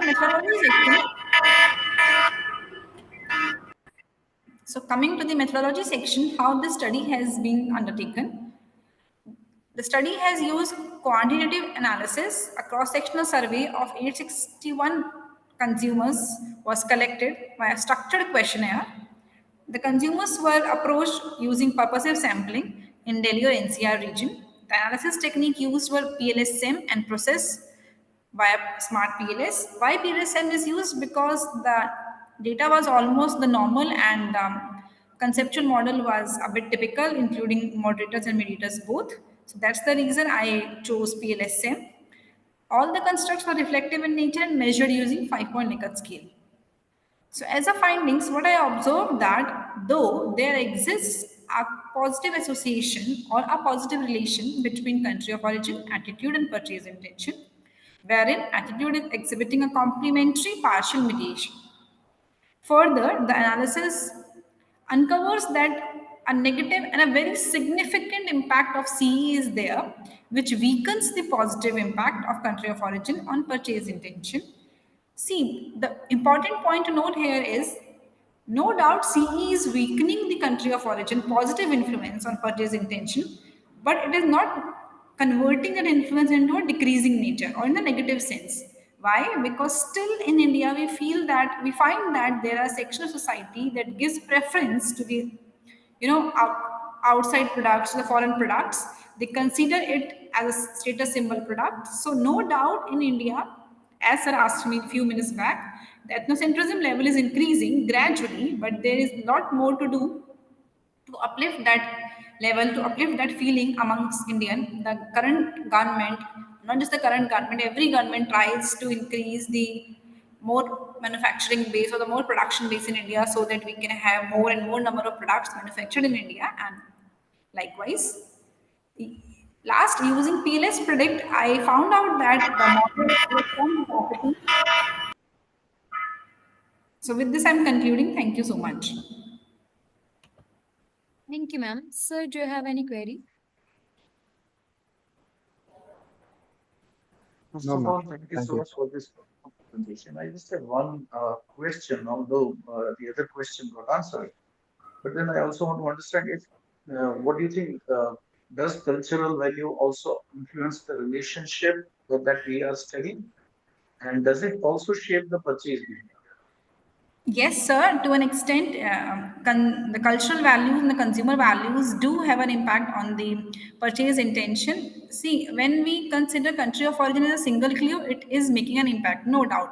But when we take, sir, it along with number of moderators, as you mentioned, cultural values, then somewhere the impact goes down because in certain section of society at present in India, there are a lot of people who are giving more preference to their values, to their beliefs that they hold. So yes, sir, as the answer of your question is yes, consumer um, values or cultural values have an impact on the purchase intention at the end. All right. Thank you. Thank you, sir. Thank you, sir. Ajay, sir, do you have any query? No, ma'am. Thank you so much. Thank you, sir. Okay, so our next presenter is Dhruv Bajpayee. Are you there? Dhruv Bajpayee.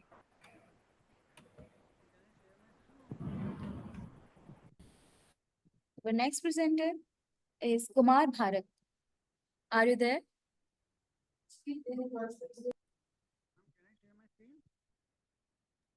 You're not audible properly. Can you please unmute your mic? Share my screen, ma'am. Hello, hello. Yes, please share your screen. Yeah, ma'am.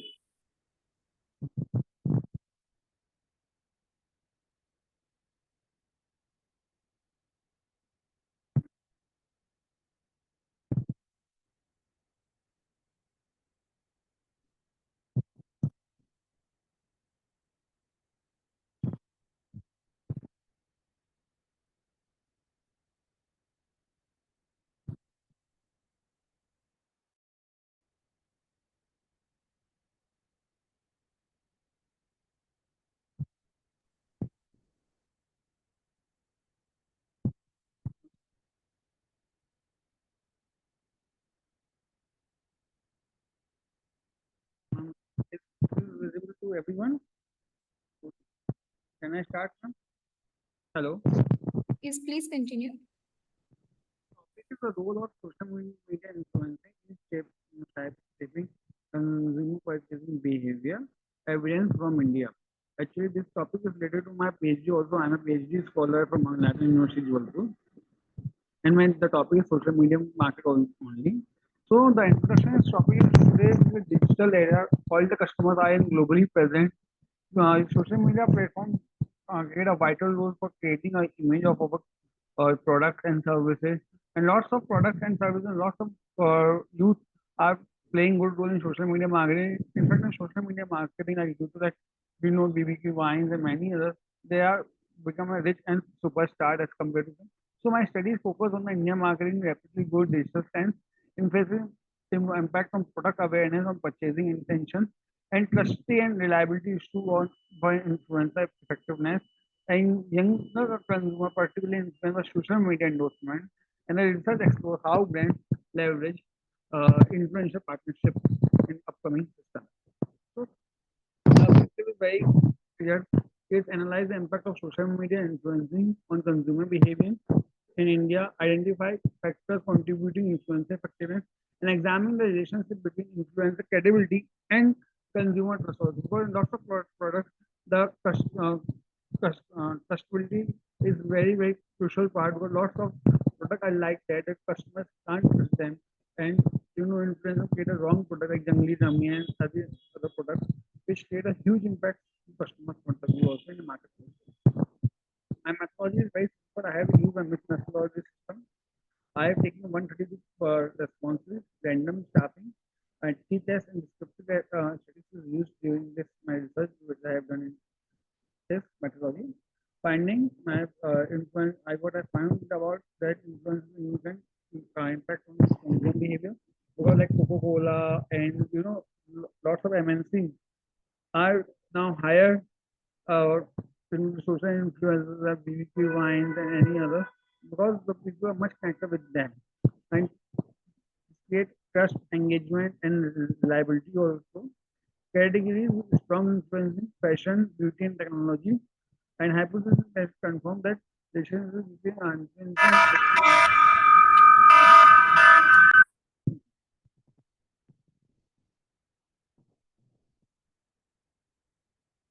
Hello.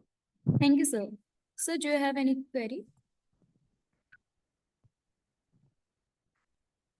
No questions from my end. Okay, sir, do you have any query?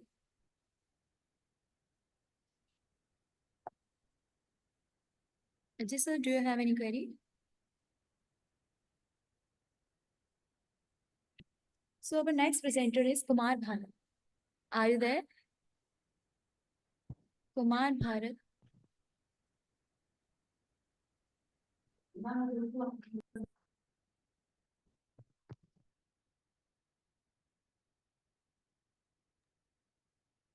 Now, next presenter is Syed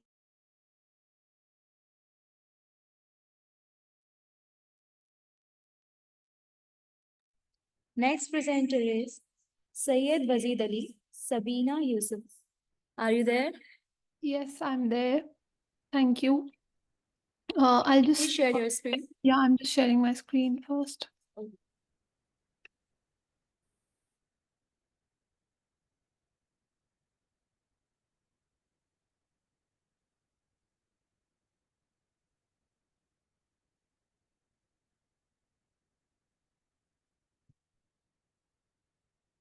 Just a moment, please.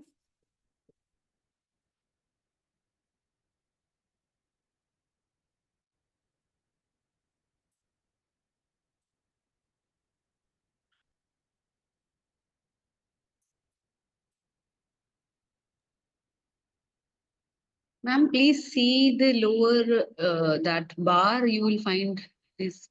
I've are you able to see it now?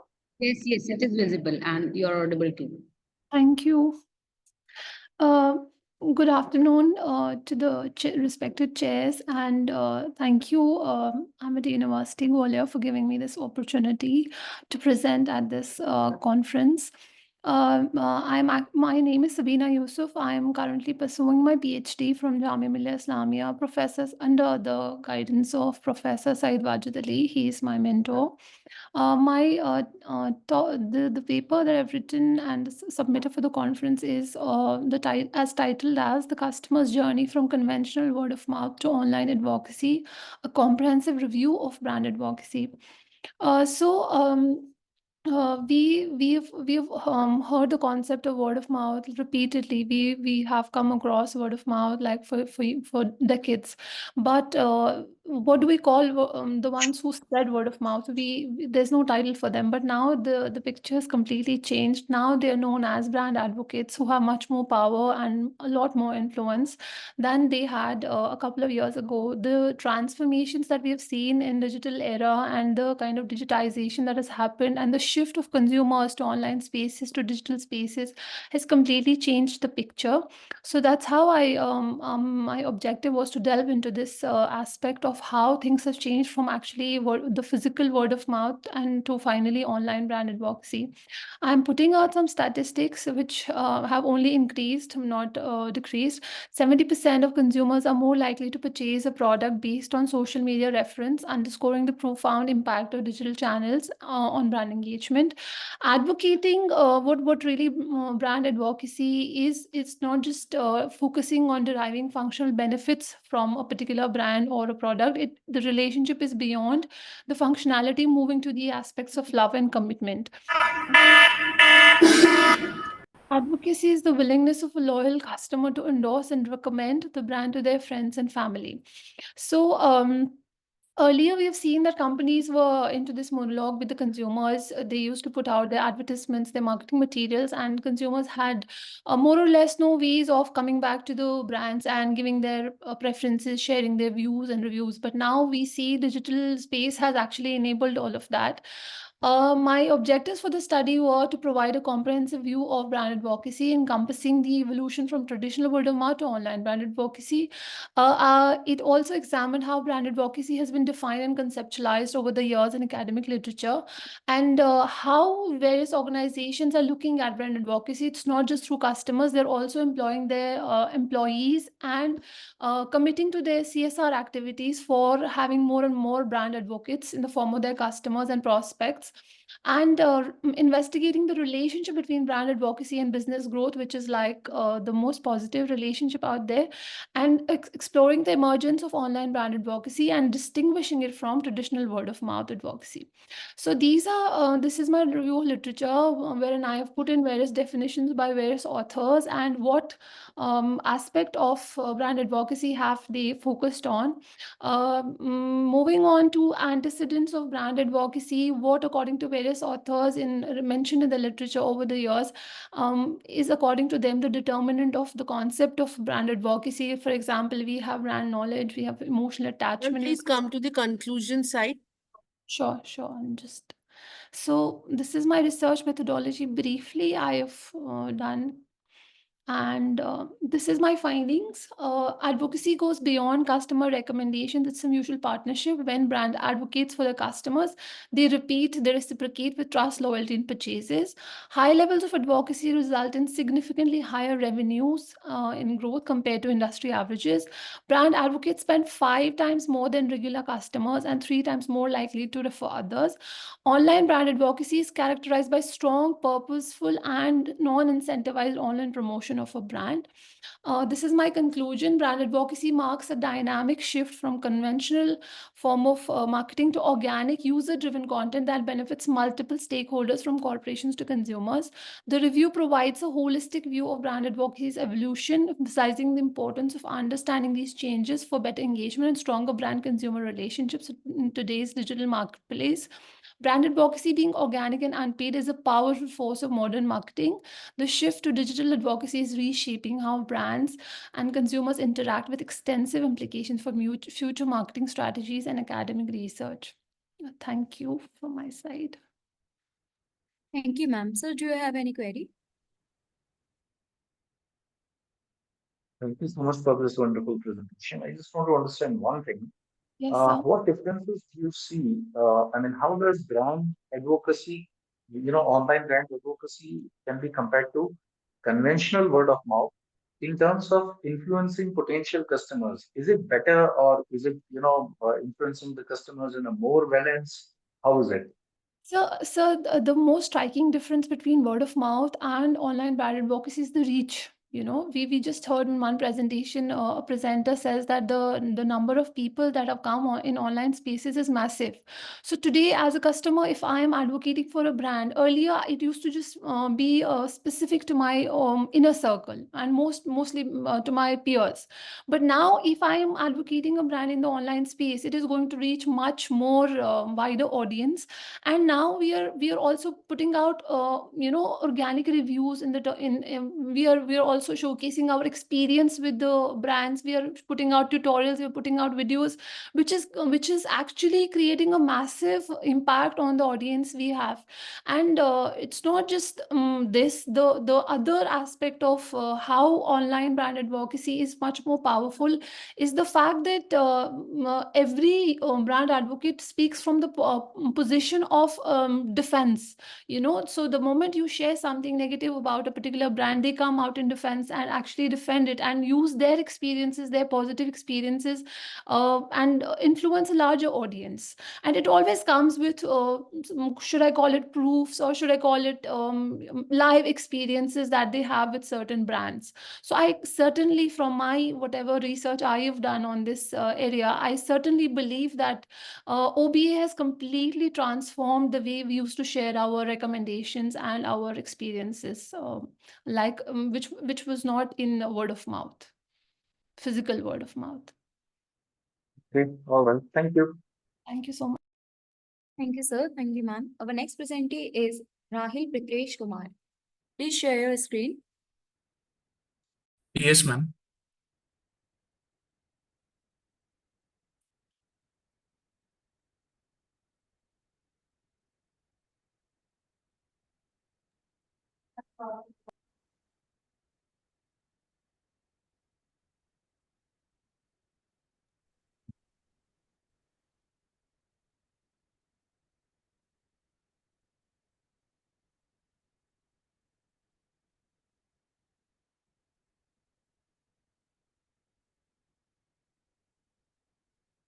Ma'am, is my slide is been visible? Hello? Hello? Yes, you are audible. Please continue. Yeah, thank you, ma'am. Hi, everyone. Good morning. My name is Rahil Sancho, and I'm starting with my presentation on the title VIKSIT Bharat through the lens of heritage tourism, India's business-driven marketing approach. So here is my agenda slide. First, we start with the introduction part. After that, objectives of the study, methodology, findings, and conclusion. Introduction. India's unparalleled cultural tapestry, woven from ancient temples, magnificent forts, sacred rivers, and historic cities, forms a unique foundation for its leadership in heritage tourism.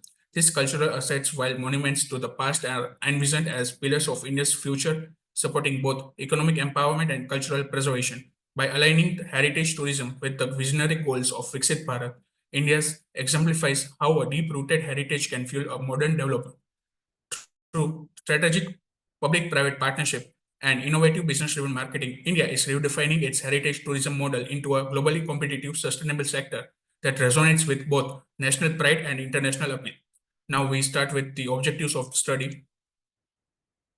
The study aims to explore India's heritage tourism as both as cultural hallmark and driver of economic resilience. The primary objectives are to analyze India's marketing innovation, highlight successful public-private partnerships, evaluate government and technological interventions, measure economic and cultural impact. Now we start with the methodology part. A qualitative case-based approach grounds this research in the realities of India's heritage tourism transformation through initiatives such as Incredible India Campaign and Hriday Yojana, Heritage City Development and Augmentation Yojana scheme. The objective delves in the mechanics of collaborative models, uniting business, government, bodies, and communities. These are eliminate the impact of aligned interests and shared values, capturing the essence of how Indian heritage tourism is not only about attracting visitors, but about preserving legacies. Complementing these insights, the study assesses the role of digital tools from virtual tools to data analytics, which democratize access to heritage site and enhance their global visibility. Now we start with the findings and conclusion part. Findings are as under: public-private partnerships, digital engagement and experiential branding, economic and cultural diplomacy. Public-private partnership. In it, first one is cultural empowerment through collaboration. The second one is heritage revitalization. The next one is digital engagement and experimental branding. The first one is under that global accessibility through digital platforms, narrative-driven tourism. Third one is economic and cultural diplomacy, local economic revival and strengthening India's cultural diplomacy. The end of the presentation is conclusion. Heritage tourism in India stands as a powerful symbol of the VIKSIT Bharat vision, a bridge linking to the wisdom of India's past with the aspiration of its future. By integrating traditional conservation with strategic business-led marketing, India has a developed model of tourism that is inclusive, resilient, and globally respected. Public-private collaboration, digital innovation, and community involvement not only enhance the appeal of India's heritage but safeguard it for generations to come. As India leads the charge in global heritage tourism, its strategy reflects a commitment to sustainable growth that is as economically potent as it is culturally rich. This evolving narrative promises a future where India's heritage sites remain vibrant, touchstones of national pride and international admiration, embodying a vision of prosperity rooted in timeless cultural legacy. Thank you. Thank you, sir. Sir, do you have any query? Understand one. Your research inform the balance between heritage tourism, commercialization heritage tourism, and that of need to preserve and respect cultural heritage in terms of sustainability. What do you think? Sorry, sir. While India wants to promote the cultural, heritage tourism and is moving towards, the direction of commercialization of it, which possibly might have an adverse impact on the cultural heritage of that particular destination. So, how destination managers or policymakers can balance the commercialization versus sustainability angle? I think, sir, the commercialization part, I think they develop with cultural, you can say,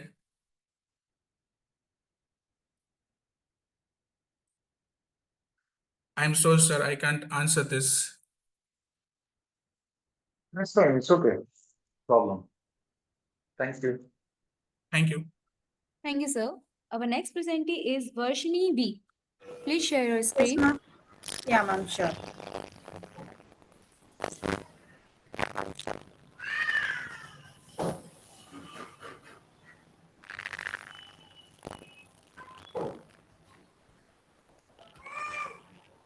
Ma'am, can you see my screen? Yes. Please begin with the Yes. presentation. Yeah, sure, ma'am.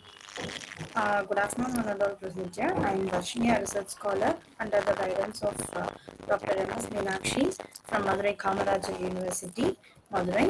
And my topic is on bridging innovation and access, technology transfer, and commercialization in online pharmacy sector in Tamil Nadu. The online pharmacy sector in Tamil Nadu has been rapidly growing in recent years, fueled by the achievements in digital technologies and changing consumer preference. The conversion of accessing medicines and healthcare products online has led to an increase in demand for innovative solutions and that can further enhance service delivery. Technology transfer, which involves the adoption and integration of new technologies, plays a significant role in driving this innovation. These facilities that develop features such as digital prescription management, AI-based medications, recommendation, and improved supply chain effectively.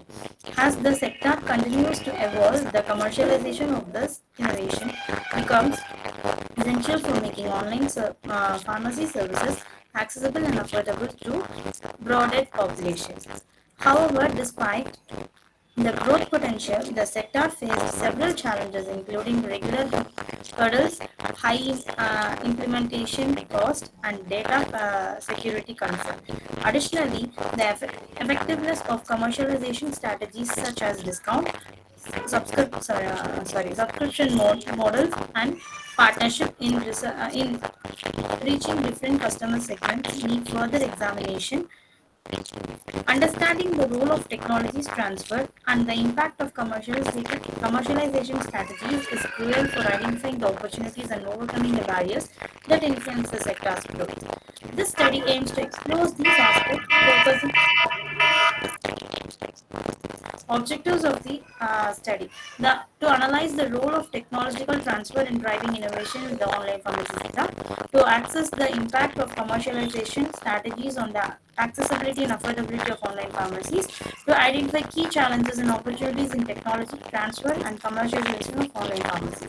Methodology. In this study, I have used a quantitative research approach method and what is adopted to analyze the roles and technologies transfer in commercialization.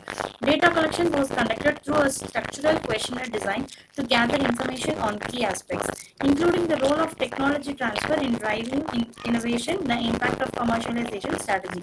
Once the data was collected, they were analyzed using statistical tools to drive meaningful insights and conclusions relevant to the study objectives. This methodological approach ensured that the research provides a comprehensive understanding of the technology transfer and commercialization landscape within the online pharmacy sector. Ma'am, kindly go to your conclusion slide.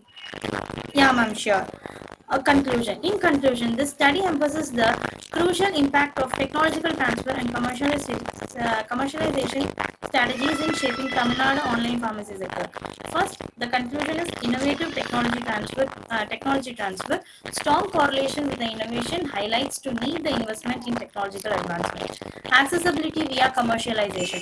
Effective strategies, particularly advertising and discounts, enhance service affordability and consumer access.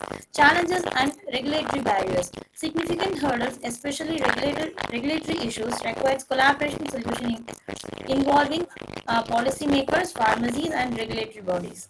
Strategical recommendation. Stakeholders should invest in technologies and commercialization, forced and supportive ecosystems, and addresses obstacles to enhance service directly.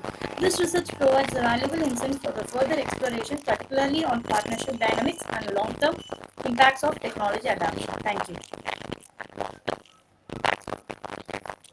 Ma'am? Hello? Yes, ma'am. Thank you.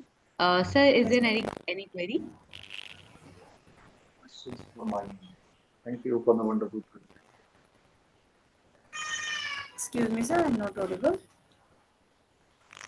No questions from my end. Thank you for the wonderful presentation. Thank you. Thank you so much, sir. So we have our next presenter, Anup Kumar. Mr. Anup Kumar. Sir, are you there? Mr. Anup Kumar. Next presenter is Dr. P. Govindraj, Brinda D.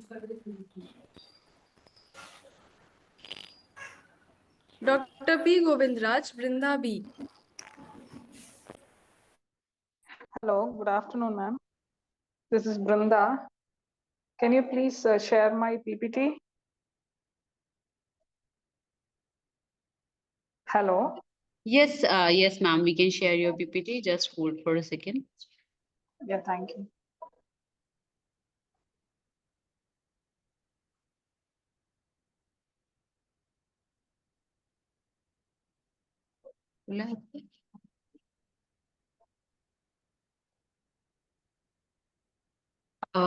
Those who want us to open up their PPT, they can please text their message in the group. So we'll be opening their PPT, so that will not take time.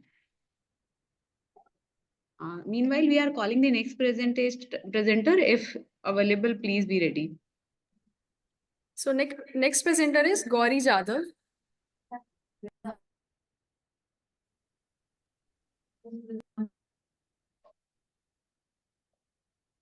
Hello.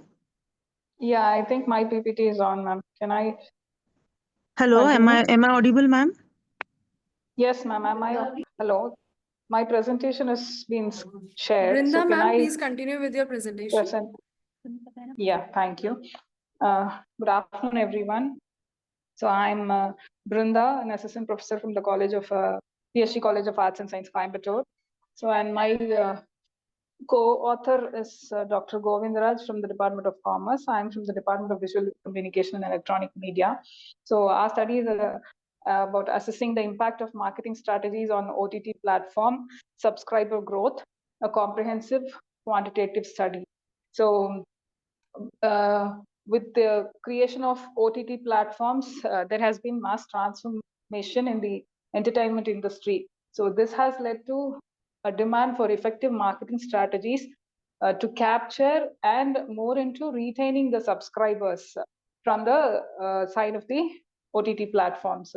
So the growth of OTT platforms, especially like Netflix, Amazon Prime, Disney Hotstar, Z5, etc., they've changed the media environment wherein viewers can now watch programs on demand across various devices from anywhere around the world at any time, accessing to content from all over the world.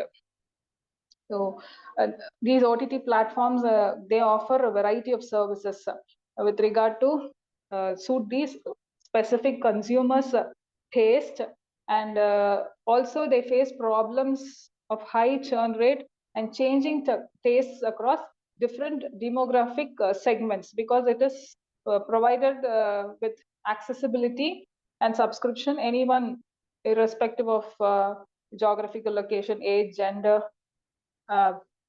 financial status, anyone can access to the content. So the objectives are to check whether the demographic factors, especially age and location, they have an influence over the satisfaction of subscription, OTT subscription, and to estimate the salience of content diversity, availability, price, and premium content for users' decision-making process, analysis of impact of social media and influencer marketing on engagement on a OTT platform, and to identify important influences on subscriber retention and overall satisfaction, and also to provide recommendations and suggestions to optimize the marketing strategies focusing on the user preferences. So we have adopted a quantitative research methodology using simple random sampling with 150 respondents. So with regard to findings, the age group of 35 to 44 are predominant in our among our respondents. So, and they are more of the respondents are from rural backgrounds, and frequency is with regard more of weekly viewing, which also more on the side of binge watching compared to than regular use. So this is the result of the descriptive analysis. So with regard to ANOVA, among the ANOVA test among the users, so there was significant variation depending on age, where the younger age group were the most satisfied users compared to the other age groups. So with regard to ease of use and more friendly with technology, they were more satisfied with OTT platforms. And chi-square test revealed a p-value of 0.018.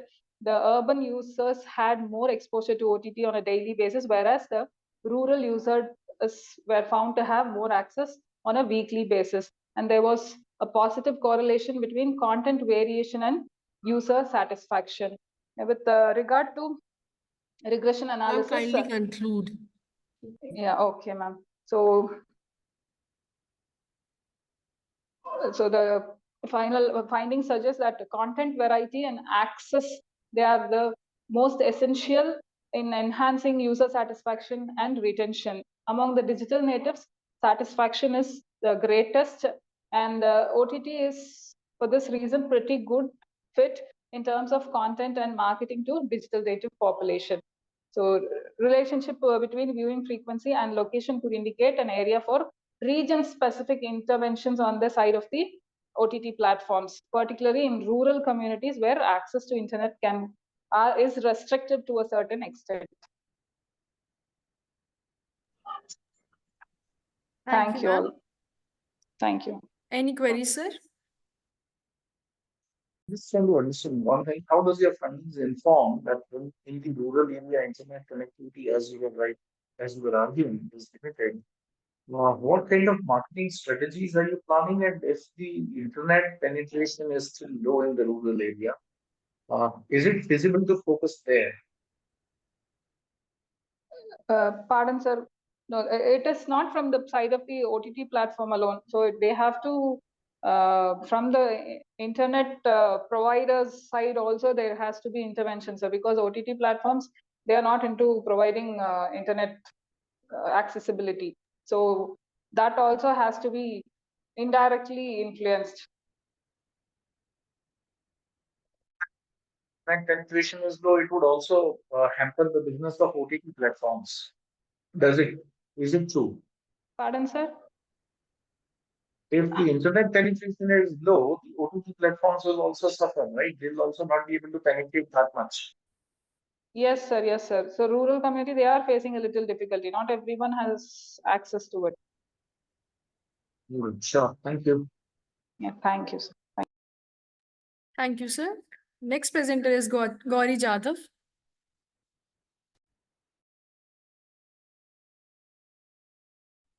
Gauri Jadhav, ma'am, are you there?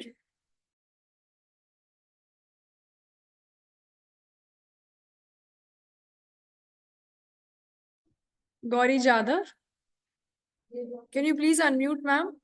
Yes, I am here, ma'am. Just a minute, give me 2 minutes.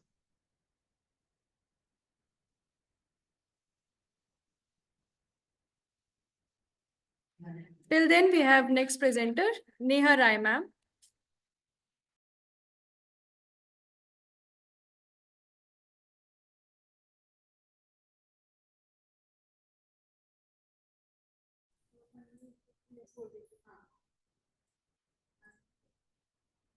Yes, ma'am. Ma'am, please begin with your presentation.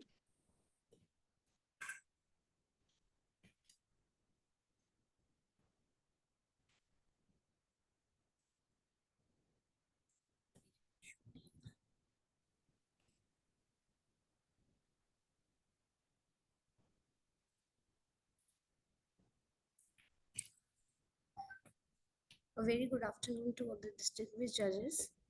So the topic that I am taking over is the current status of international trade in India. I'm Neha Rai, an assistant professor at MIT Business School, and I would like to present before you the comparative analysis of the foreign trade post-COVID. Basically, I'm taking the data of post-COVID of the year 2022 and 2023. As we all know, the foreign trade is considered to be a very important area for economic development, and it's basically the import, and I will be analyzing the import and export and then international trade, as it is considered the indispensable part for the development strategy.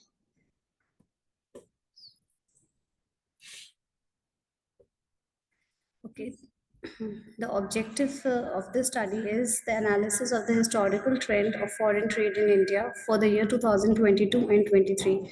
The post-COVID comparative analysis, the trend of development and growth of 2022 and 23.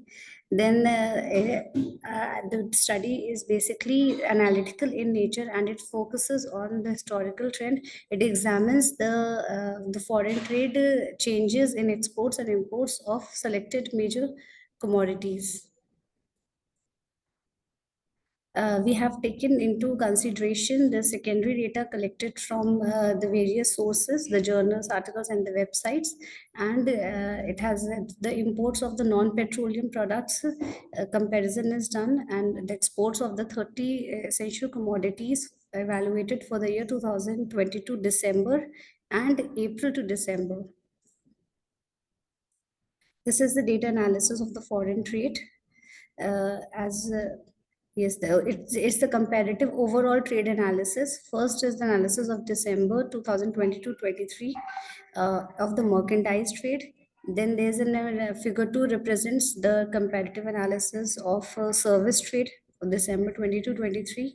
This is the overall comparison of December 22 and 23.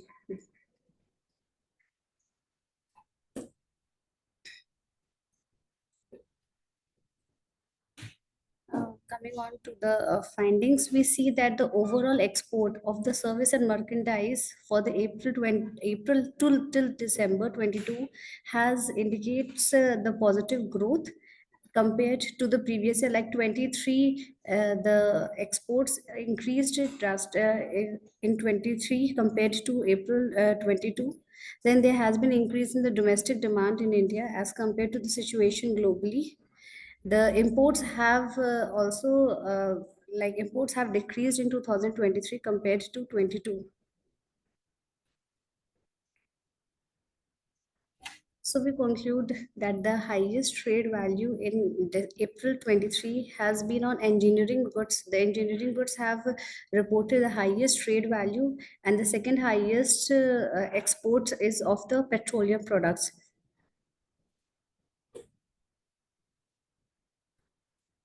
Thank you so much, sir. Thank you, ma'am. Any queries, sir?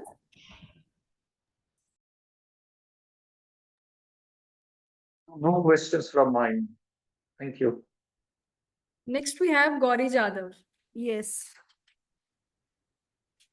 Ma'am, please. Is present my your screen visible? Yes, ma'am, it's visible. Please begin. Yeah. Good afternoon, everyone. My topic for the study is a research paper is study of varied consumer behavior with food aggregator platforms in Kolhapur city with UTAT-2 model. The smartphone revolution in India has provided a springboard for the unprecedented growth in the food tech industry. As an urban consumer can now easily order food from various chains and restaurants using mobile app. The city like Kolhapur has got a wide range of people who are food lovers, but the growth of food aggregator, that is Zomato, Swiggy, are such platforms where widely been used, but there are some problems associated with this app, which I tried to find it out. So my objectives of the research is to determine the important factor that influence how customers see online food delivery services, to examine the variable affecting the frequency and acceptance of online meal delivery services, to investigate the consumer behavioral intention of placing food order online as opposed to traditional dine-in or takeout, and to understand how UTAT model applies to this research. These are the research papers which I've reviewed for my research thesis studies. The metro cities are already exposed to the food aggregator and allied services, but the city like Kolhapur, which is in Maharashtra, which is a small city, having food lovers are also moving towards such apps. So it is needed to know how they are responding to this food aggregator app, which has never been studied before. Hence, this research will help to all the existing food aggregators to know how all the variables of UTAT model are working on people and the model, and what are the factors affecting on their use of the food aggregator app.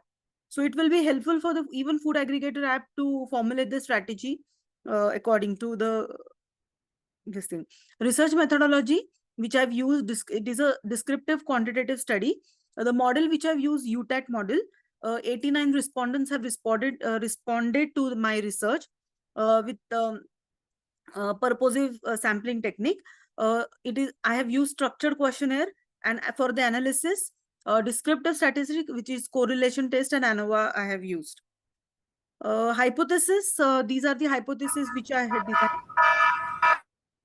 Performance expectancy, effort expectancy, social influence, facilitating condition, hedonic motivation. These are the construct of UTAT model which I have studied here on behavioral intention to use the food aggregator services. These ANOVA analysis study. So basically this is the structural modeling. I will go with the finding without taking time. All the hypotheses are supported, indicated that the construct UTAT-2 model have significant effect on behavioral intention or use behavior in the context of food aggregator services in Kolhapur city.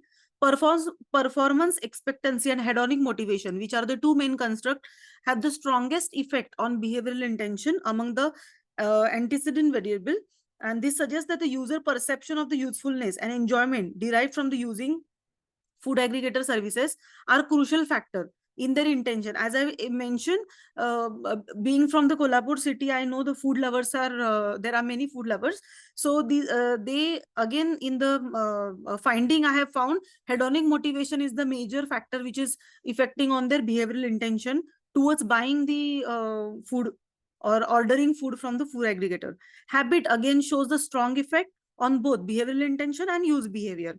Behavioral intention has the strongest effect on the use behavior, which is consistent with the theoretical foundation of UTAD2.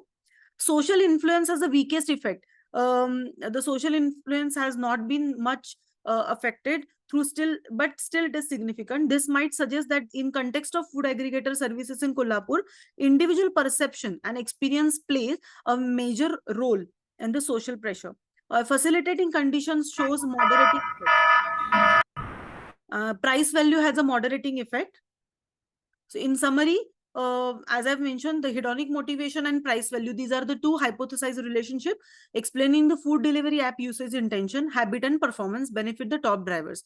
While the price did not emerge as a pivotal, assessing the model overall fit would be helpful for the context of the specific path effect. Thank you. Thank you, ma'am. Any queries, sir? Just have one question. With reference to the constructs that you have selected, are there any local trends or behaviors that differ from broader consumer patterns, which is usually observed in the larger metro cities? Do you think that Sorry. your study presents a different finding than the larger city? Kolhapur is the place which is not much bigger, sir. Yeah. So are there any differences, let's say, for example, between what do you think? Are there any possibility of differences in constructs when it comes to Kolhapur versus any metro city?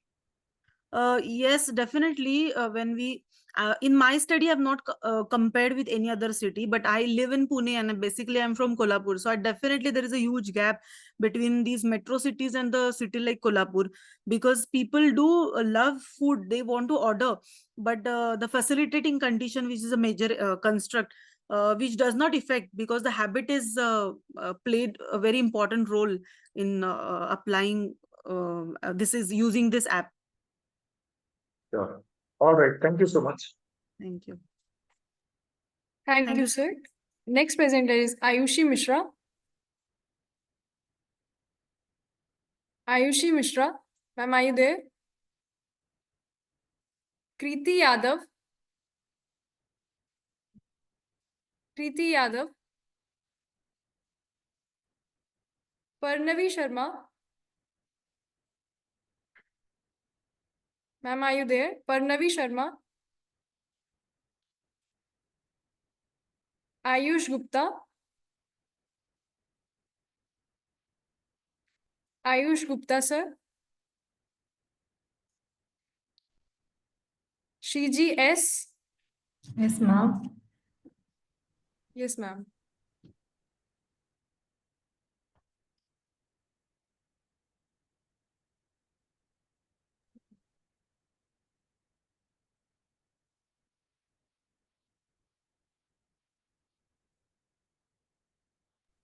Ma'am, please unmute and begin.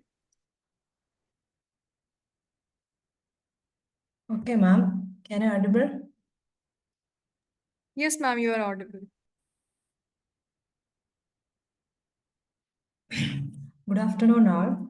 My title is Challenges Consumers Face by Buying High-End Home Appliances. Going to introduction. A home appliances is a device that helps with household chores, including cleaning, cooking, conservation.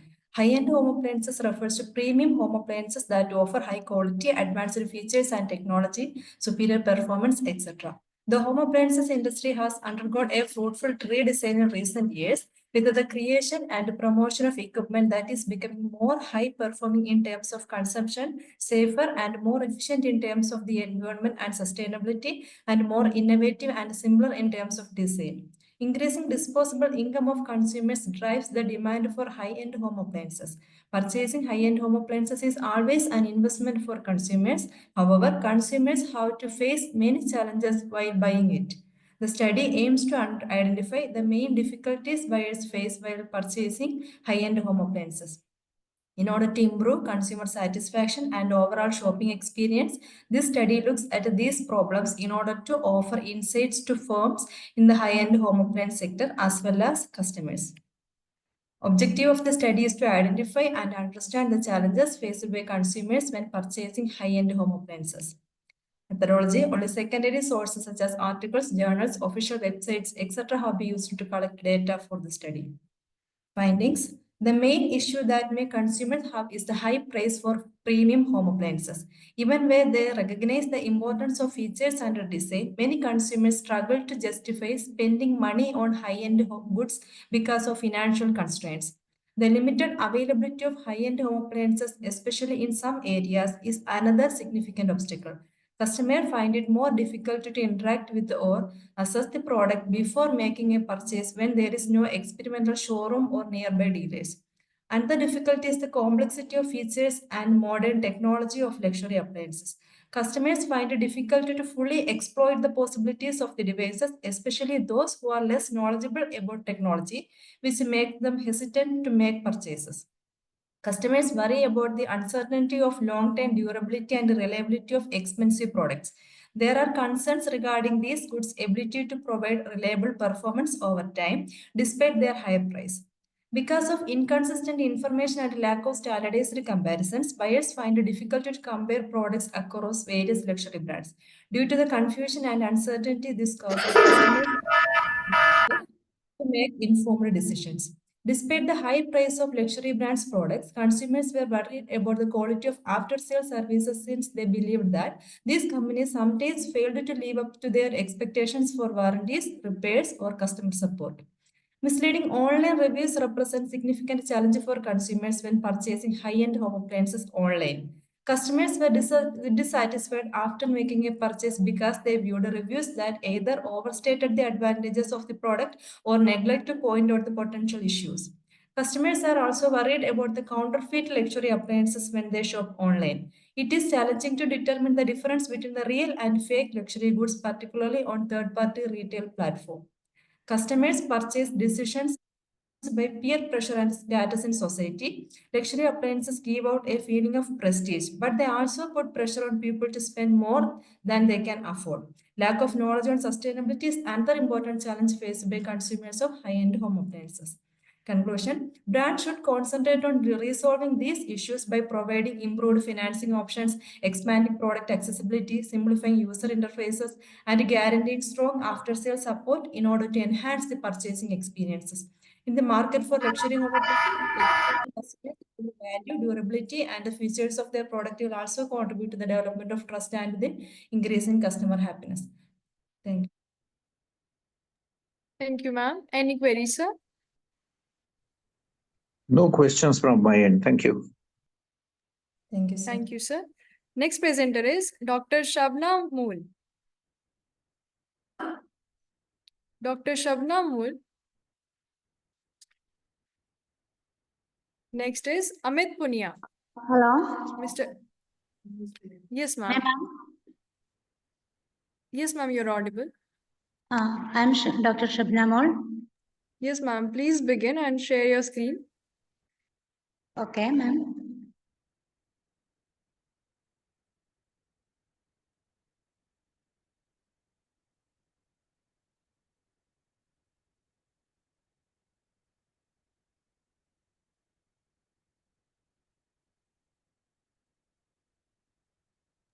And please share your screen. We are running out of time. Please, ma'am. Yes,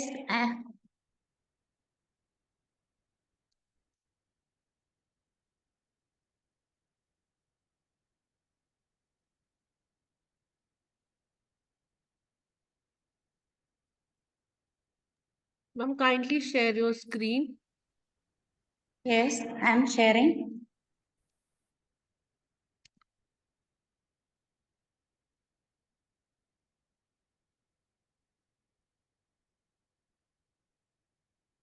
Is it visible?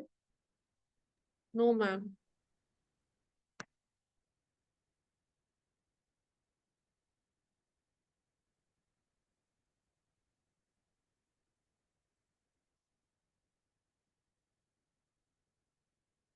Ma'am, shall I share the PPT of yours? Yeah, Okay. of course. Okay, till then we have okay,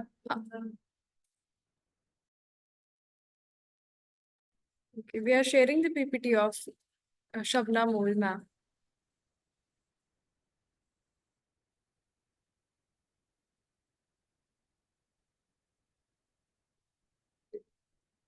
Okay. Good afternoon, everybody. I'm Dr. Shabnamur.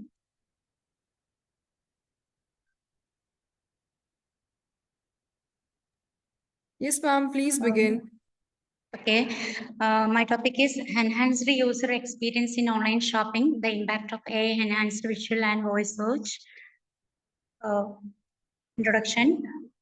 Artificial intelligence has revolutionized the way users interact with digital platform, and now here this is more evident than in the area of visual and voice search. As AI-driven visual and voice search combine deep learning, image recognition, and natural language processing. This article explores the significance of impact of AI-driven visual and voice search on enhancing user experience in online shopping, examining how this technology shape customer satisfaction, increase engagement, and foster more accessible and inclusive digital shopping environment. Then my objectives of my study is to measure awareness among online consumers about the existence and capabilities of AI-driven visual and voice search tools. Then second one is that to analyze how AI-driven visual and voice search tool influence user shopping behavior, including search pattern, preference, and purchasing decision. Then to assess how AI-powered visual and voice search can simplify complex shopping journeys. And then finally, to identify challenges related to privacy, data security, and transparency that consumers may face when using AI-enhanced visual and voice search tools. Then methodology for my study is descriptive. Then sample size is 140 online consumers. Sampling technique is convenience. And then structured questionnaire is used for data collection. Then secondary sources, that is journals, online resources can be used. Then analysis is both descriptive and inferential analysis.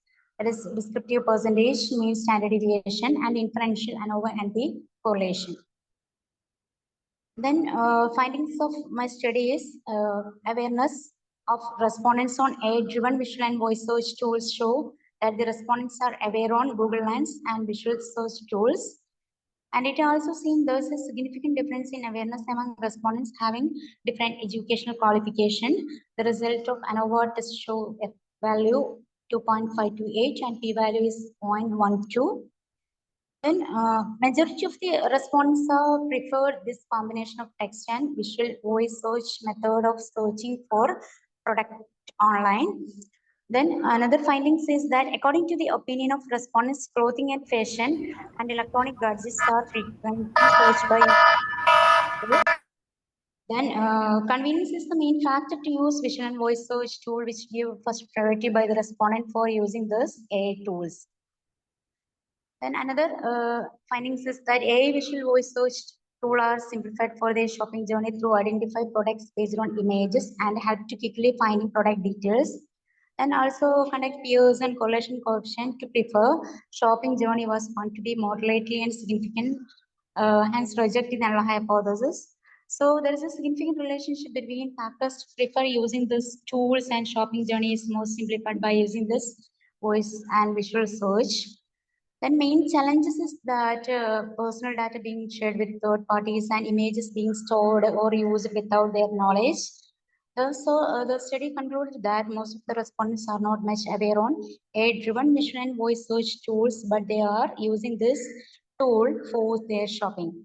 So convenience is the main factor. Use this tools, and also they are simplified for their shopping journey through identify the products based on images and help people finding the products details. Thank you. Thank you, ma'am. Any queries, sir? No questions from my end. Thank you. Thank you, sir. Next presenter is Mr. Amit Punia. Good afternoon, sir.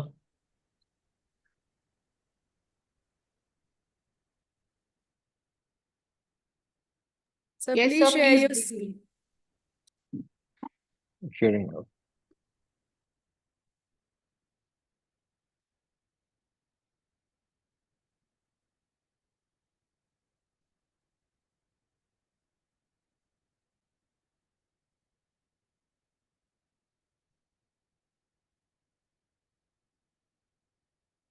Ma'am, I am unable to share my screen. Can you please open my PPT? Okay, so I'll share your PPT.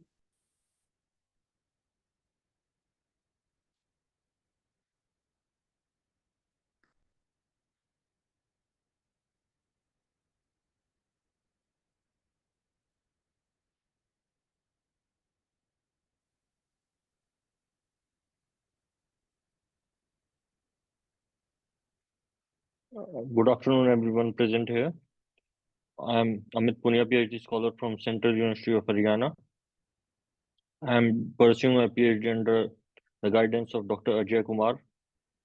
And the topic for my PPT is AI-driven chatbot application in language learning environment, a bibliographic review. First of all, I've written a paper about this, and in bibliographic study, I've used R-test and bibliography shining. In bibliography shining, I've imported data from Scopus, and I've also used viewers viewer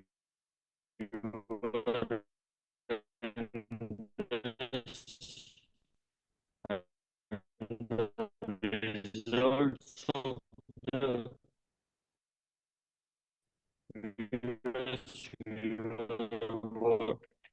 chatbot is highlighted in this.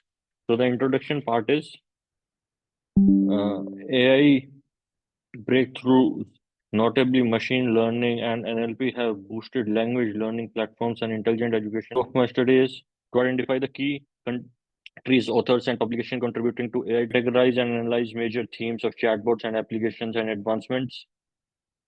Can you move to the next screen? Objective one. Objectives. Objectives, ma'am.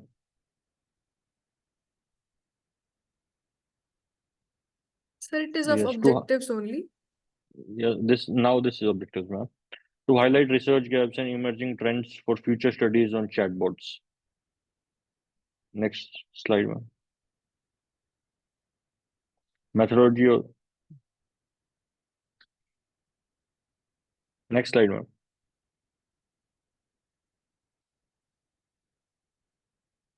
Method.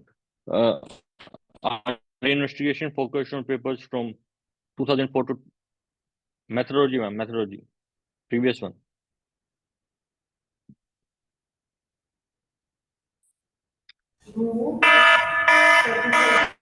Methodology. Yeah, our investigations focused on papers from 2004 to 24, specifically addressing AI-based chatbots sourced from Scopus, a comprehensive scientific citation database known for robust bibliometric data capabilities. Scopus was selected as the primary data source for its complete record and citation expert features. The query terms chatbot and artificial intelligence were used, and various key word combinations were generated to comprehensively capture the scope of AI application in chatbots. Findings and conclusions.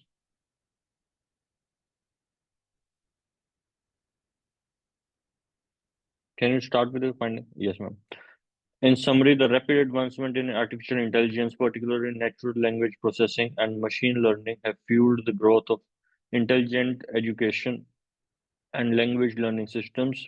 The release of OpenAI chatbot in November 2022 marked a significant milestone, positioning AI-driven chatbots as transformative tools in language instructions. These conversational agents engage users and dynamic personalized exchanges offering tailored language learning experience. The increasing recognition of AI-powered technology in post-COVID-19 environments underscores the potential to enhance language education. The thematic analysis reveals two critical areas for further exploration: natural language processing systems and learning technologies, both of which present significant opportunities for continuing growth and innovation in the field. Thank you.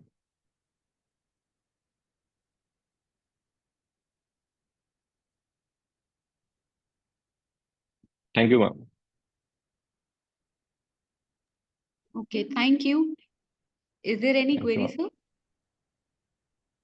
Yeah, just have one simple question. See, as Yes, sir. your topic is contributing to the understanding of AI and chatbots, and Yes, especially sir. when your paper is regarding the bibliometric review, I want to understand that what future directions would you suggest the researchers can undertake taking your study forward? If you can briefly explain that. Like, sir, in my study, I will basically focus on artificial intelligence, natural languages, and how these are helping students and educational things for further. Like ChatGPT has emerged as a very strong tool for researcher. Now, every other researcher is like using or learning about AI tools and artificial intelligence, and they are taking help from them for their study also, sir. Okay, thank you. Okay, sir. Welcome. Thank you, sir. Next presenter is Mayur Sharma. Mr. Mayur Sharma, sir. Next presenter is Mr. Mahendra Goli, Santosh Kumar Kura. Mahendra Goli, Santosh Kumar Kura. Good afternoon, ma'am. Good afternoon, sir. I'm sharing my screen.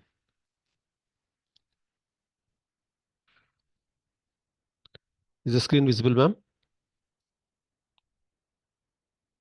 Hello? Yes, sir. Yes, sir. Is it visible, ma'am? Yes. Yes. Thank you, ma'am.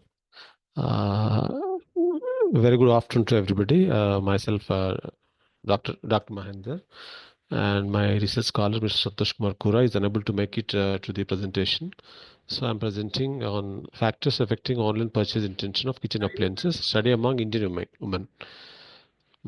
Coming to the introduction of this particular study is the kitchen market appliances in India has been rapidly growing in the recent past, and it is projected to reach with a double digit as per the Modern Intelligence Report 2023. So of late, the online purchase of kitchen appliances has been increasing due to the penetration of the internet and excess use of smartphones, and it is leading to so it's having the availability of variety of products, product range and variety, and number of brands, leading to the purchase of kitchen appliances on online mode.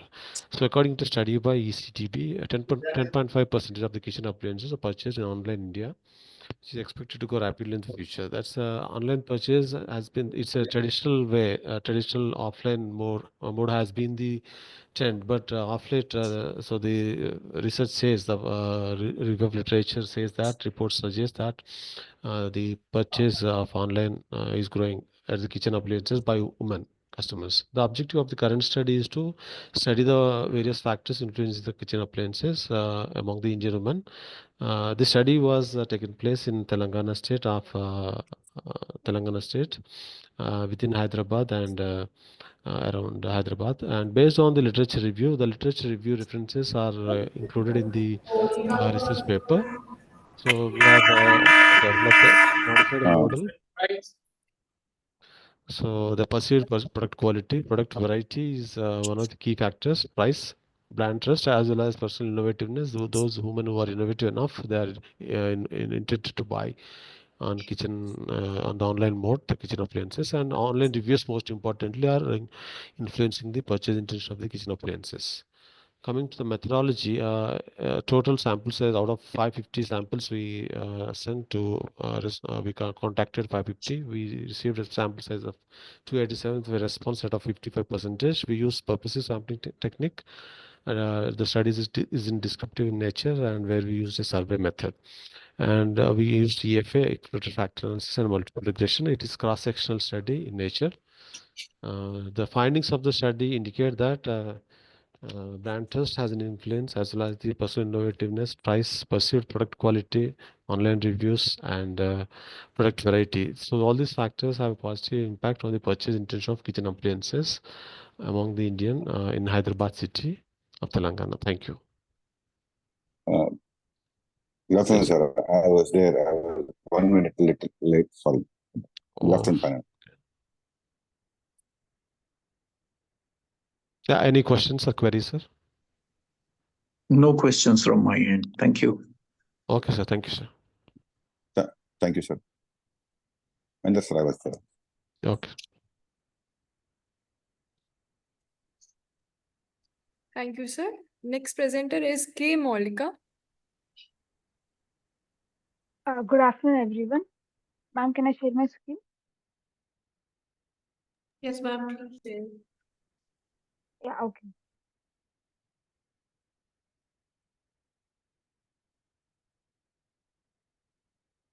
Is my screen visible, ma'am? No, ma'am, it's not Hello? visible. Sir, please stop sharing your screen.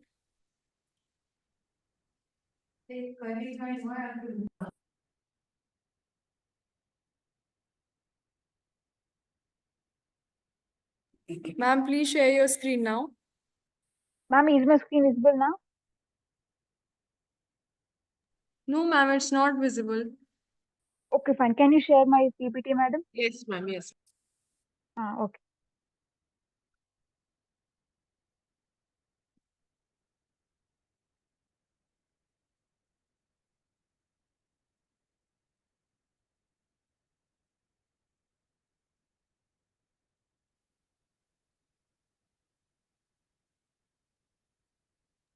Ma'am, please begin with your presentation. Okay. Good afternoon, everybody. So today I'm Maulika. I'm going to present my topic about exploring Generation Z gender differences in the product attitude and the product purchase intention. Next slide. Next slide, madam. Hello, madam. Can you please share this? Change the slide. Hello, ma'am. Please change the slide. Hello. Yeah, so coming to the product trial attitude, it's like, product trials, it serves as a vital source of the insights for shaping the brand perceptions and even the attitudes also. So product trial, it's like whenever we are purchasing a product or if you want to try a product, we go for the trial section. So here, there's a kind of attitude will be created. The product trial attitude was developed based on the direct experience of the product trials. It is more like the robust, firmly to established and more reliable indicators of the product purchase intention and even the purchase behavior is also observed. Coming to the research, the main objective of the research is like exploring the factors influencing the product attitude and even the product purchase intentions of the Generation Z customers using the Smitten mobile app of the cosmetic product. Here we are done only for the cosmetic products itself. Next. So coming to the Smitten app, so in the current trend, like almost all the Gen Z people are continuously purchasing the products from the Smitten app for the trial section because instead of purchasing the huge products for the big size, we can go for the trial section, and if you are satisfied with that, we can buy the full size product. So some key features of this app are like the curated shopping, try before you buy model, membership based shopping, and the discovery and personalization premium products, and it's a mobile app through which we can place the orders. Next. So coming to the research models, based on some factors, we found that the price, perceived interactivity, online reviews, promotion, and the perceived product quality, they're having a positive impact towards the product and attitude. Finally, it's leading to the product purchase intention. Next slide. So coming to the methodology, here the sample size is 373. Actually, we shared the questionnaire for the 890 members, and from that we have shortlisted only we have selected only the 373. Sampling technique that we have used is the purposive sampling method, and the data collection is the survey method. The software we have used is the SPSS, and the statistical techniques are the exploratory factor analysis and the multiple regression. So coming to the findings and the conclusion, so here in this table, we can observe that the Cronbach alpha is around 0.9 and 0.8. So it's above 0.7. So it has a very good impact. Uh, it seemed to be acceptable for the assessing of the internal consistency. And coming to the average variance extracted, it shows that a good proportion of the variance was captured by the construction of comparison of the variance attributed to the measurement error also. That's it, madam. Thank you. Any queries, sir? Thank you, ma'am. Any queries, sir?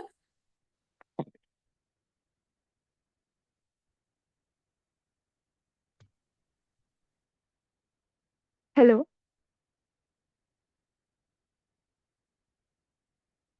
Hello. Yeah. Any So queries, sir? one question that I have, is there any specific product category where these differences are more pronounced, or can you say that is it based on demographics, or is it based on product categories where this number of trials are different? If you can just elaborate that. So basically, for it depends on the gender. So most of the female are repeatedly purchasing the products from this app, then compared chosen only the Gen Z category people because they are repeatedly purchasing products from this app only for the cosmetic products. Okay. All right. Thank you. Yes. Okay, sir. Thank you, sir. Next presenter is Ms. Niyati. Yes, ma'am. Ma'am, please share your screen and begin. Yes, ma'am. Ma'am, is my screen is visible? Yes, ma'am, it's visible. Please begin. Okay. Good afternoon to one and all present here. I hope you all are doing well. My name is Niyati Rathore, currently pursuing my BA from Amity University, Madhya Pradesh. It's my honor to present my insights on the topic that holds significant importance in the impact of society, that is, consumer perception toward online shopping among students. A significant study area in marketing and consumer behavior. The way people shop has changed drastically. Consumer perception toward online shopping. Consumer perception describes how people view and understand several factors of online buying, such as advertisement, danger, reliabilities, and general concern with the process. Numerous advantages of online purchase influence how consumers view on it. One of the main important motivation is convention. A customer can purchase while on the roads or from the comfort of their homes, eliminating the need of physical visitors.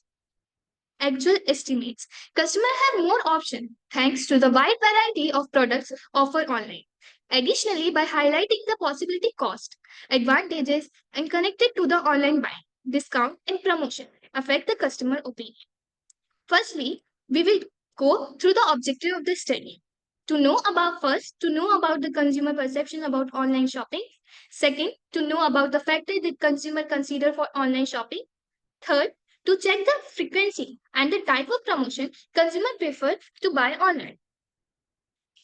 Now, we will understand the methodology used for the survey. This study employs the mixed method approach by combining primary and secondary data analysis. Case study for the selection participation who are easily assigned also particularly and the time effective for question error basis research. The data was collected by online and offline survey. The secondary data is collected by academic articles, industry report, and marketing set. Now, the key finding that we have observed in this research is that 42% of respondents sometimes use the website, 32% frequently, and 26% never use the website. 51% of respondents pick the items what they usually purchase, like beauty products, 38% association, and 17% body baby food. Now, I would like to conclude my presentation. Consumer perception of online shopping is generally positive due to convenience, wide product selection, price combination, and assigned customer review and recommendation. Online shopping provides the flexibility to shop at any time and at any time and from anywhere, which is highly valued by the consumer. Thank you everyone for your attention and giving me this opportunity to share my thoughts on this topic. Thank you. Thank you so much, ma'am, for the wonderful presentation. Any queries, sir? No queries from my end. Thank you. Thank you, sir. Next presenter is Ankur Gupta. Ankur Gupta.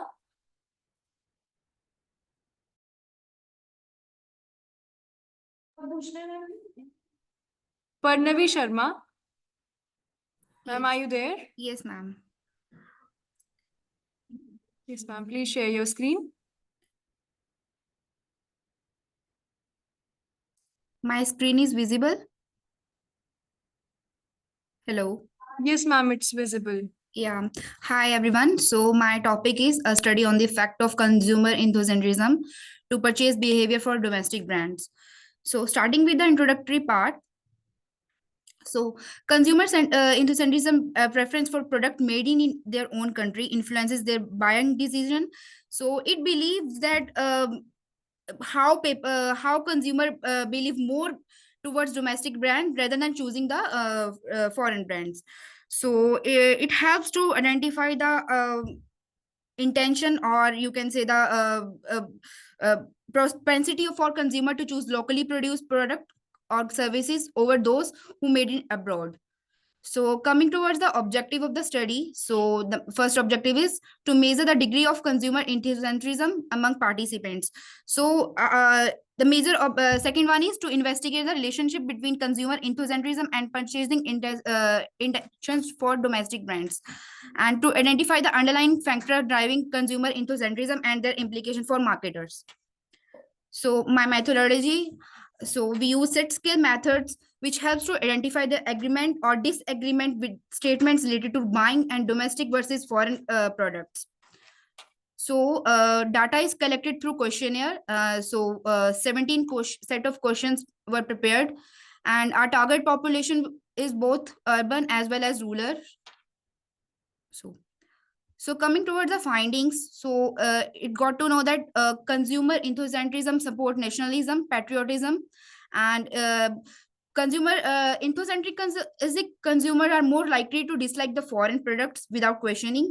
So national pride is also another factor, and it helps to generate government Indian economy also, and national price, as well as why consumer are more toward domestic brand due to price factor also.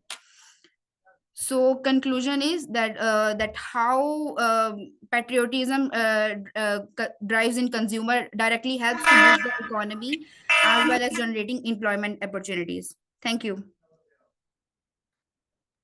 Thank you so much, ma'am. Any queries, sir?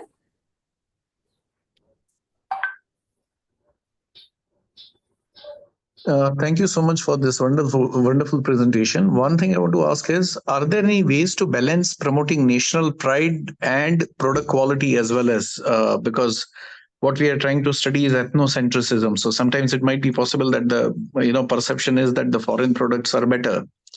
So is there a way, or is there a Sir, strategy where we actually, can balance yes. the So we are national balancing pride those. with the perception of product quality? Yeah, we are balancing no. So as you can see in COVID era, we are the Indians who generated firstly the COVID this vaccination, and we are see, as you can see the China product. So those are not more durable also, and not much of quality. So actually I'm an intern, and I'm right now I'm doing internship in MMA design. So our company is also related to furniture, which is in made in India and following with European specifications. So people are like Google. So we recently completed our Google project. So they are more likely to choose Indian made things rather than choosing foreign brands, as we are also giving them the quality as well as standard. Okay, all right. Thank you. Thank you. Thank you so much. Thank you so much, sir, for your queries. Next presenter is Ankur Gupta. Ankur Gupta. Yes, ma'am, I'm ready. Thank you for the opportunity. Let me share the screen.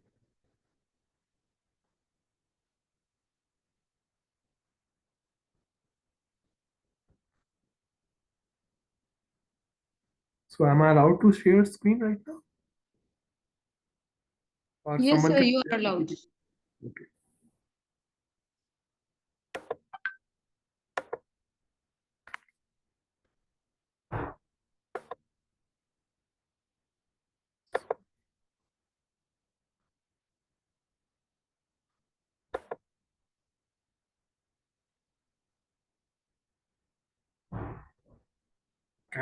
Can you assign someone else can share the screen if possible? But it's not visible to me. Yes, sir, we are presenting your screen. I got it. I got it. Thank you. Thank you very much. Okay. Is it visible? Yes, sir, please begin. Okay. Very good afternoon, all, and thank you for the opportunity so that I can present my topic. The topic which I have chosen in a paper, that is factor affecting consumer adoption on solar energy products. So I'm doing a PhD on this, and in my corporate role, I'm already a manufacturer and having these products of my own. So taking it forward, we have done a pilot study before publishing the thesis, that we have done a case of a paper presentation in which we have target a few cities in NCR, that is Faridabad, Gurgaon, Ghaziabad, and we have done a analysis what are the reason people are not adopting our products, or what are the reason people are not buying the solar products so much, apart from so many factors which are having a benefits. So what we find out in the study, we will be sharing as per the model and the frameworks. So what is the objective of the paper? That to investigate the factor influencing the consumer adoption of renewable energy in India. Framework, we have done an extended theory of a plant behavior incorporating additional variables. Methodology is the quantitative study using the surveyed data from the consumer in major 6 cities. Using SAM, we have a tool, use the tool called SAM. The positive findings which we have, that perception of the self-effectiveness, renewable energy awareness, beliefs. Negative part which we have understand, that's cost and renewable energy. People are thinking of the risk. What are the conclusion for this studies? The stakeholders should focus on enhancing self-effectiveness, environmental concern, and awareness. The model is which we use is UTET. In the UTET, which we added a few parameters, are government policies, after sales services, and pre-sale services and after sale services. All other things are the same factors which the UTET model has been used. Research implications, and for the time shortage, I'm skipping this. The stakeholders will be benefited. The importance of strategy will be there. Policy support will be there. Campaigns will be launched accordingly.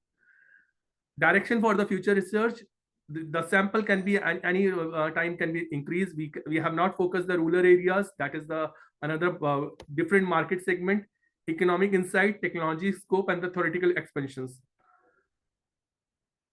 The sample size which we have taken is very less, it's around 320. So on that, the Google form has been initiated, and based on that we have come out with this conclusions. These are the secondary source of information which we have used. That's our literature review. We have done more than 70 papers review on this. Then only we have concluded something as a paper. Let me show that. If not allowed. Okay. So thank you all for the time. If anything, any questions I can answer, I will be happy to answer.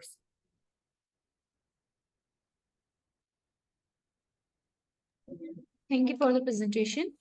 Ma'am, any query?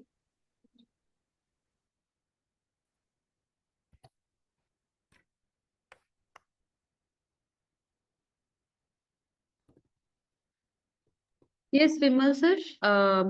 How many papers have you reviewed before preparing this presentation? Ma'am, I have already done more than, in the my literature review, it's more than 70 papers. Sorry? 70, ma'am. Let me show you. Okay. 61, sorry. Which paper exact or 61. which author has got the highest citation in this particular area? Ma'am, consumer? Venkateshwar, sir. Venkateshwar, okay. Yes, ma'am. The circle model. Yeah, yes, ma'am. UTET model. The same model I have used. Okay, fine. And one more thing I need to ask is that this has been already exploited a lot. How do you see that it is going to do some kind of innovation in this particular area? And which test will you apply while analyzing this kind of complex model? Ma'am, there are multiple factors. ANOVA will be used because I have used that. Let me show you.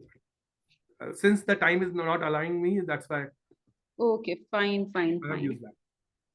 Okay, and how many theories have you referred? Ma'am, multiple theories I have referred. Let me, SAM modeling I have done. CFA, please. No, This no, is my theories discussion. I'm asking, not asking tests. Theories. Theories, ma'am, that's, are you talking about the theory of plant behavior, all these things? Who have, what else other than theory? Ma'am, in the evaluation of UTET 2, there are multiple theories in the, I have cut down the presentation That's also. what I'm asking. What is the order of yes, coming ma'am, to UTATU 2? Yes, ma'am. Let me show you. That is very interesting part. I have lowered down the PPT because of time is there. That's why I reduced a lot of things. Yes, ma'am. So I start before, when the Venkateshwar model has been first time proposed, we started with multiple theories. That is theory of regional action, theory of acceptance. My screen is visible to all? Multiple. No, you just go ahead. I'm listening to your answer. Yes, ma'am. So motivational model there, the theory of plant behavior is their model of PC utilization. So UTET 2 is the third version. Before that, there are multiple theories which has been done. So I have any other work which has been done after UTATU 2? Till now, ma'am, I have done till UTAT 2 only. Because after that, I got the I got my model selected and then I work on that model only. Fine. Okay. Thank you, uncle. Okay. Thank you, ma'am. Thank you for your time. Thank you very much. Thank you so much, ma'am. We have our next presenter, Shrija G. Nair.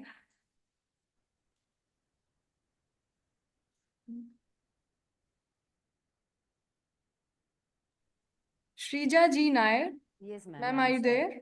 Yeah, I'm sharing, ma'am.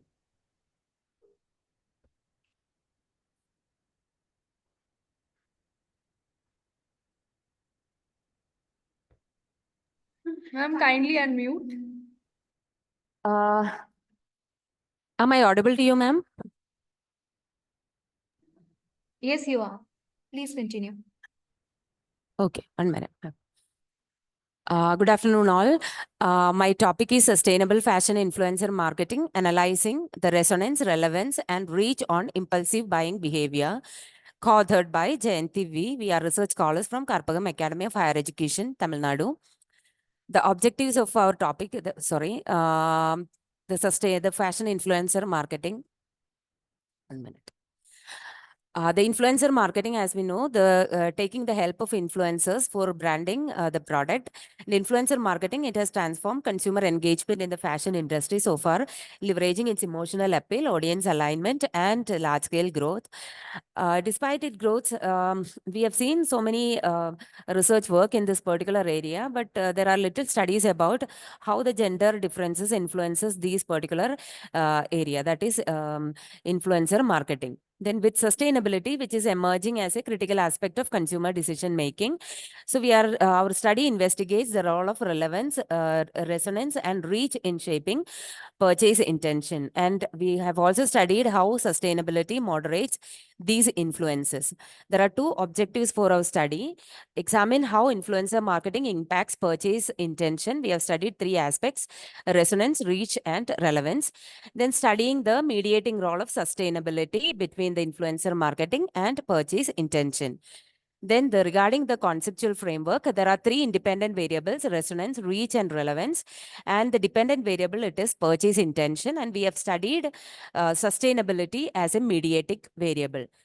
The methodology comes to, we have studied among the individuals from Cochin, Kerala, and sample 108 respondents, and the data analysis is done.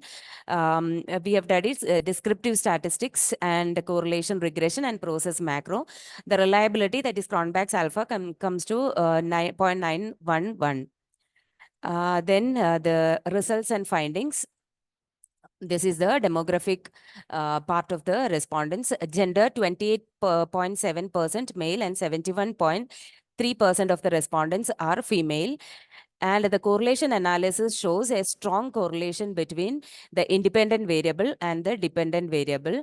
Then the regression analysis, the adjusted R-square value is only 0.145, and it shows the predictive power of the independent variable. It is slightly on the weaker side. And the moderating role of sustainability. The analysis through the process macro, it shows that sustainability act as a strong mediator between purchase intention and the influencer marketing.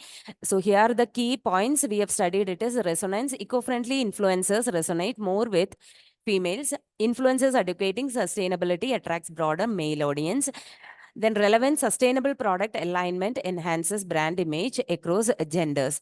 The major findings of our study, it is resonance significantly impacts purchase intention. Reach has also a stronger influence on male consumers. Relevance positively influences purchase intention in both genders. Sustainability moderates the relationship. Please conclude fast. Yes, ma'am. So overall, our study, it is a gender-specific study, female and male. So regarding the influencer marketing actually influences the purchase intention regarding the both genders, and sustainability strongly mediates the relationship. So thank you, ma'am. Okay, thank you so much, ma'am. Any queries, ma'am? No. Okay, thank you. Okay, thank you so much.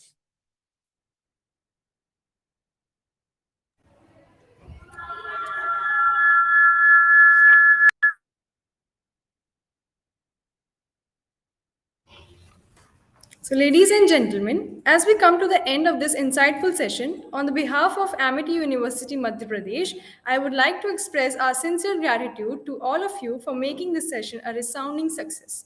Our special thanks to Dr. Ajay Kumar Dwivedi and Bhuvnesh Kumar Sharma and Dr. Vimal Bhatt for giving their invaluable time and insightful views about research, our distinguished participants who shared their thoughts and expertise.